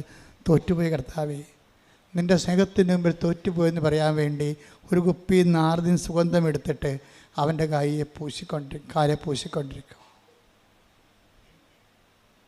അത് അവളുടെ അനുതാപമാണത്. ഒരിക്കൽ yes my lord, you are right, അതാണ് അനുതാപം. അതേ കർത്താവേ, കനങ്കാരി പറഞ്ഞില്ലേ, yes my lord, you are right. ഇപ്പോഴും മറിയം പറയുന്നത് എന്താണ്? Yes my lord, you are right. ക്രിസ്തു എപ്പോഴും സത്യമായിട്ട് നിൽക്കും. ഏത് തകർച്ചകളിലൂടെ നീ കടന്നു പോയാലും നിന്നെ വീണ്ടെടുക്കാൻ, അവസാനത്തെ വാതിൽ തുറക്കാൻ വേണ്ടി ക്രിസ്തു വരും. അപ്പോഴും നീ ഇടയ്ക്ക് കർത്താവിനെ തള്ളിപ്പറയരുത്. കാര്യം അനുതാപം എന്ന് പറയണത് നിരന്തരമായ ക്രിസ്തുവിനെ എല്ലാ സാഹചര്യങ്ങളിലും അംഗീകരിച്ചുകൊണ്ട് ക്രിസ്തുവിൻ്റെ കൂടെ നിത്യതയിലേക്കുള്ള യാത്രയാണ്. ഇത് കണ്ടപ്പോൾ വാട്ട് വേസ്റ്റ് അയാൾ കിടന്ന് കാറി. ആരെയാണ്? യൂദാസ്. എന്താ വാട്ട് വേസ്റ്റ്? എന്ത് ഇത്? 300 ദനാറയില്ലേ, ഒരു വർഷത്തെ മുഴുവൻ കൂലിയാണ്.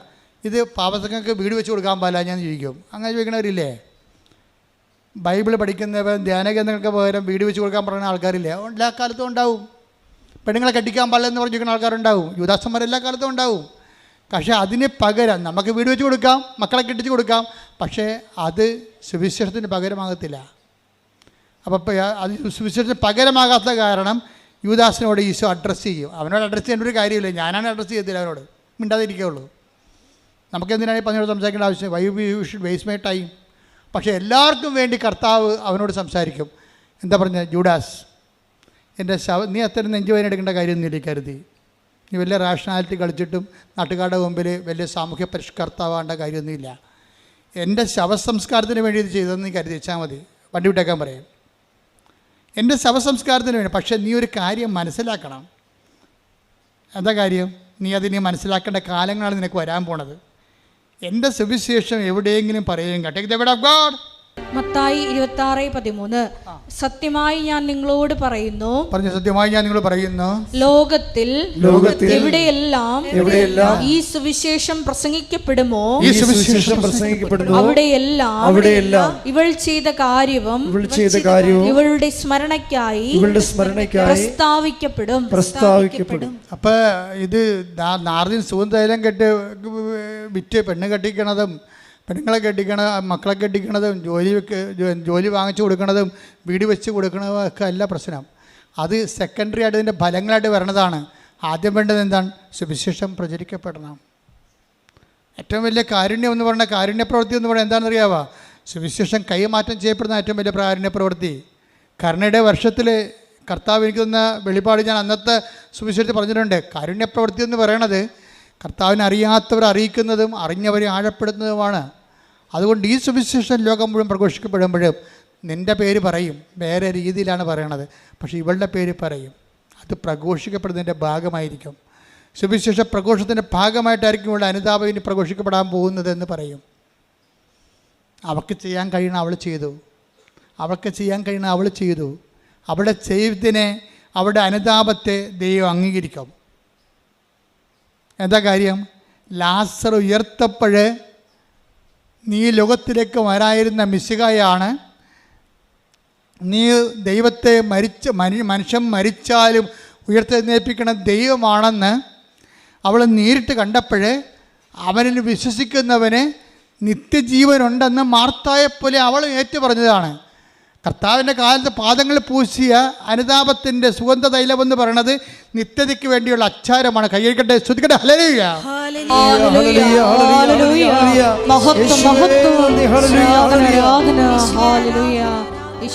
പക്ഷേ നരകത്തിന് വേണ്ടിയുള്ള അച്ചാരം മേടിച്ചൊരു മനുഷ്യനാണ് ഇയാള്. നരകത്തിന് വേണ്ടിയുള്ള അച്ചാരം, ഇവളെ നിത്യതയ്ക്ക് വേണ്ടിയുള്ള അച്ചാരം വിട്ട്, പക്ഷെ അവൾ ചെയ്യാനുള്ള ചെയ്തോളാൻ പറഞ്ഞു, ചെയ്യട്ടെ എന്ന് പറഞ്ഞു. 12. പക്ഷേ നിത്യതയുടെ കൂദാശ സ്ഥാപിക്കുമ്പോൾ ആദ്യം ഒരു സാധാരണ അപ്പം എടുത്തിട്ട് യൂദാസിനെ കർത്താവ് പറയും. അപ്പോഴും പറഞ്ഞ വാക്ക് ഇത് തന്നെയാണ്. എന്താണ്? പണ്ട് മറിയത്തിന് വേണ്ടി പറഞ്ഞ വാക്ക് തന്നെയാണ്, നീ ചെയ്യാനുള്ളത് നീയും ചെയ്യുക, അവൾ ചെയ്യാനുള്ളത് അവൾ ചെയ്ത്. അത് നിത്യതയ്ക്ക് വേണ്ടി ഓഹരിയാകും. ലോകത്തിൽ എവിടെ സുവിശേഷം പ്രസംഗിച്ചാലും അവൾ ചെയ്യുന്ന കാര്യം ഇനി നീ ചെയ്യാനുള്ളത് നീയും ചെയ്യുക എന്ന് പറയും. എന്താ അവൾ ചെയ്യാൻ പോണത്? അപ്പോൾ യോഹന്നാൻ്റെ സുവിശേഷം പറയുവേ, അപ്പോൾ രാത്രിയായിരുന്നെന്ന്. എന്താണ്? അപ്പക്കഷ്ണം സ്വീകരിച്ച ഉടനെ അവനിൽ പിശാച് പ്രവേശിച്ചു. അപ്പം എന്ത് സംഭവിച്ചു? അപ്പോൾ രാത്രിയായിരുന്നു. Take the bread of God. ശ്രുതിക്കട്ടെ ഹല്ലേലൂയ. യോഹന്നാൻ 13:30. ആ അപ്പക്കഷണം സ്വീകരിച്ച ഉടനെ അവൻ പുറത്തുപോയി, അപ്പോൾ രാത്രിയായിരുന്നു. അവൻ കുർബാന സ്വീകരിച്ചില്ല, അവന് കുർബാന കൊടുത്തില്ല. കുർബാന നിത്യജീവൻ്റെ അപ്പമാണ്. അത് കൊടുക്കാനുള്ള അർഹത, സ്വീകരിക്കാനുള്ള അർഹത അവനില്ല. അതൊക്കെ സാധാരണ അപ്പം മുക്കി കൊടുത്തിട്ട് പറഞ്ഞിട്ട് നീ ചെയ്യാനുള്ള എന്താണെന്ന് കർത്താവിന് അറിയാം. എന്താ ചെയ്യാൻ പോണത്? അത് ഒറ്റ കൊടുക്കാതിരിക്കുന്ന ആളാണ്, തീരുമാനം എടുക്കാതിരിക്കുന്ന ആളാണ്. തെറ്റായ തീരുമാനം, തെറ്റായ ജീവിതം. ഞാൻ എന്ത് ഉടമ്പടി എടുത്താലും ഇങ്ങനെ തന്നെ പോകും.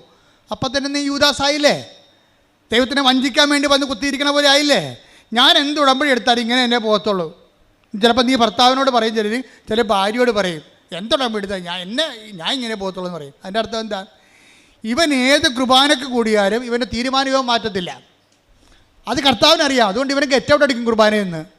കുർബാന കർത്താവ് വാഴ്ത്തുന്നതിന് മുമ്പാണ് എല്ലാവരും ധരിച്ചിരിക്കണത് ഇവൻ കുർബാന സ്വീകരിച്ചെന്ന്. അവൻ കുർബാന സ്വീകരിച്ചിട്ടില്ല, കുർബാനയിൽ പങ്കാളിത്തമില്ല.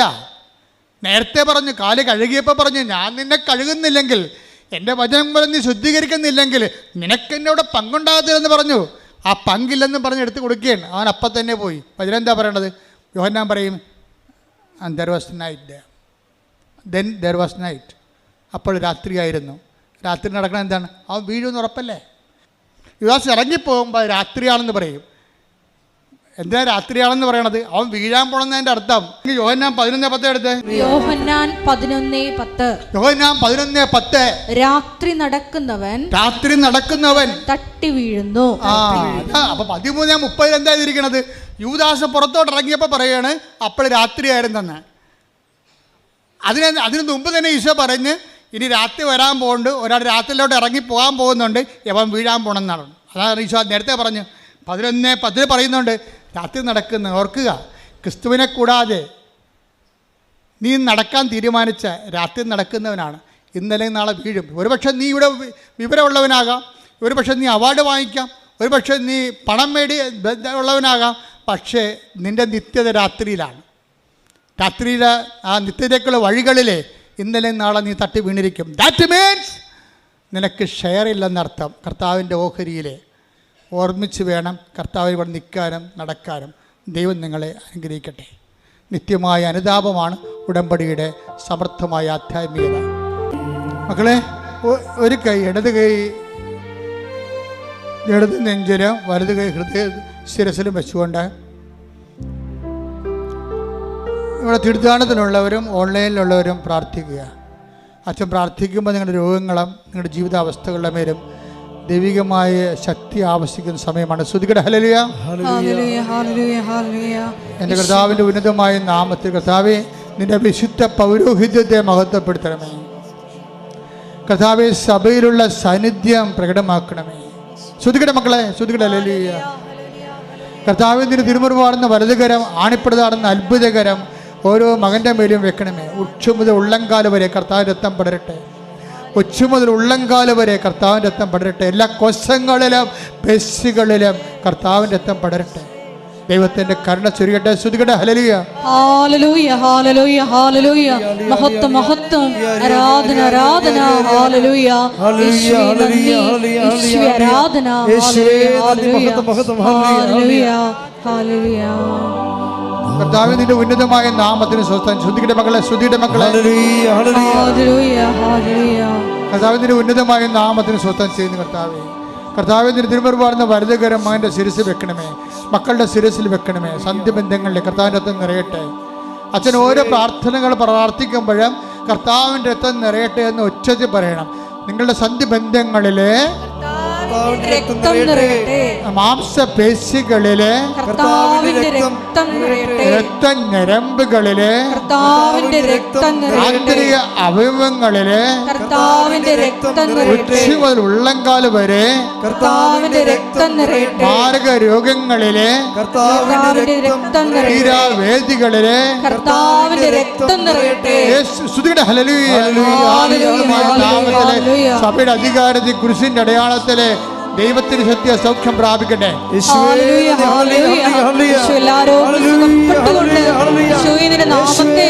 നാമത്തെ വീണ്ടും വീണ്ടും മഹത്വപ്പെടുത്തുവാൻ കനിവാകണമേ. സദയം തുടരണേ സുഖമായി എന്നെ ഉള്ളം അരികിൽ വരേണേ സദയം തുടരണേ സുഖമായി എന്നെ ഉള്ളം.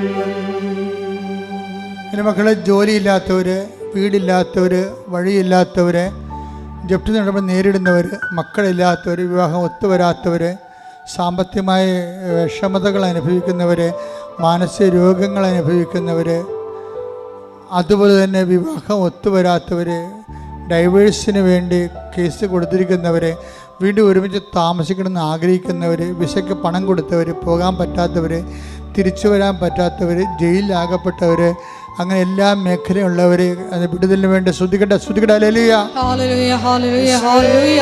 മഹത്വം, മഹത്വം, ആരാധന, ആരാധന. ഹല്ലേലൂയ, യേശുവേ നന്ദി, യേശുവേ ആരാധന. ഹല്ലേലൂയ. എല്ലാവരും മുട്ടേ നിൽക്കുക. മൗനമായി പ്രാർത്ഥിക്കേണ്ട സമയമാണ്. വ്യക്തിപരമായ ആവശ്യങ്ങൾക്ക് വേണ്ടി മൗനമായി പ്രാർത്ഥിക്കട്ടെ.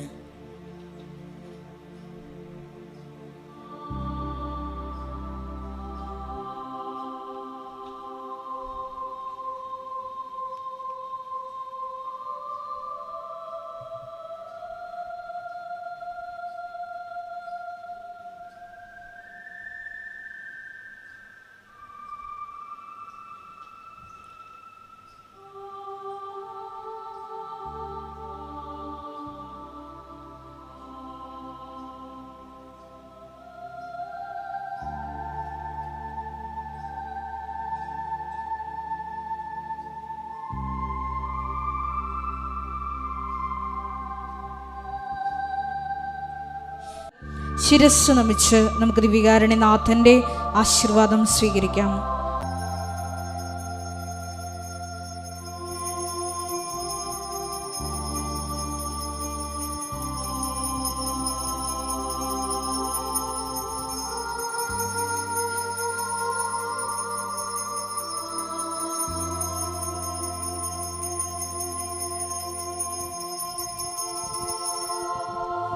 പരിശുദ്ധ പരമ ദിവ്യകാരുണ്യമേ ഇന്നുമെന്നും അങ്ങേക്ക് ആരാധന. പരിശുദ്ധ പരമ ദിവ്യകാരുണ്യമേ ഇന്നുമെന്നും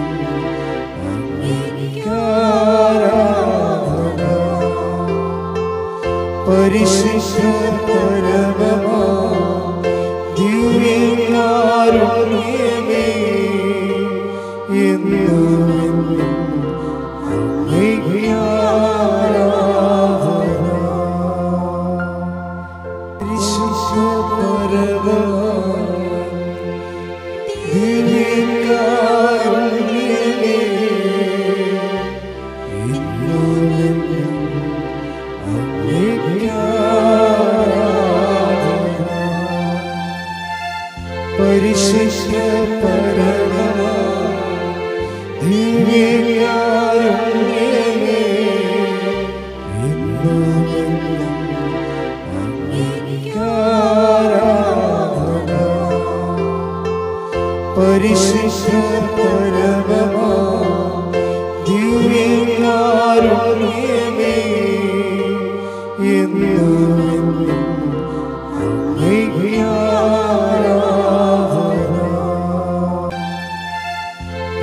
പരിശുദ്ധ പരമമാ ദിവ്യകാരുണ്യമേ,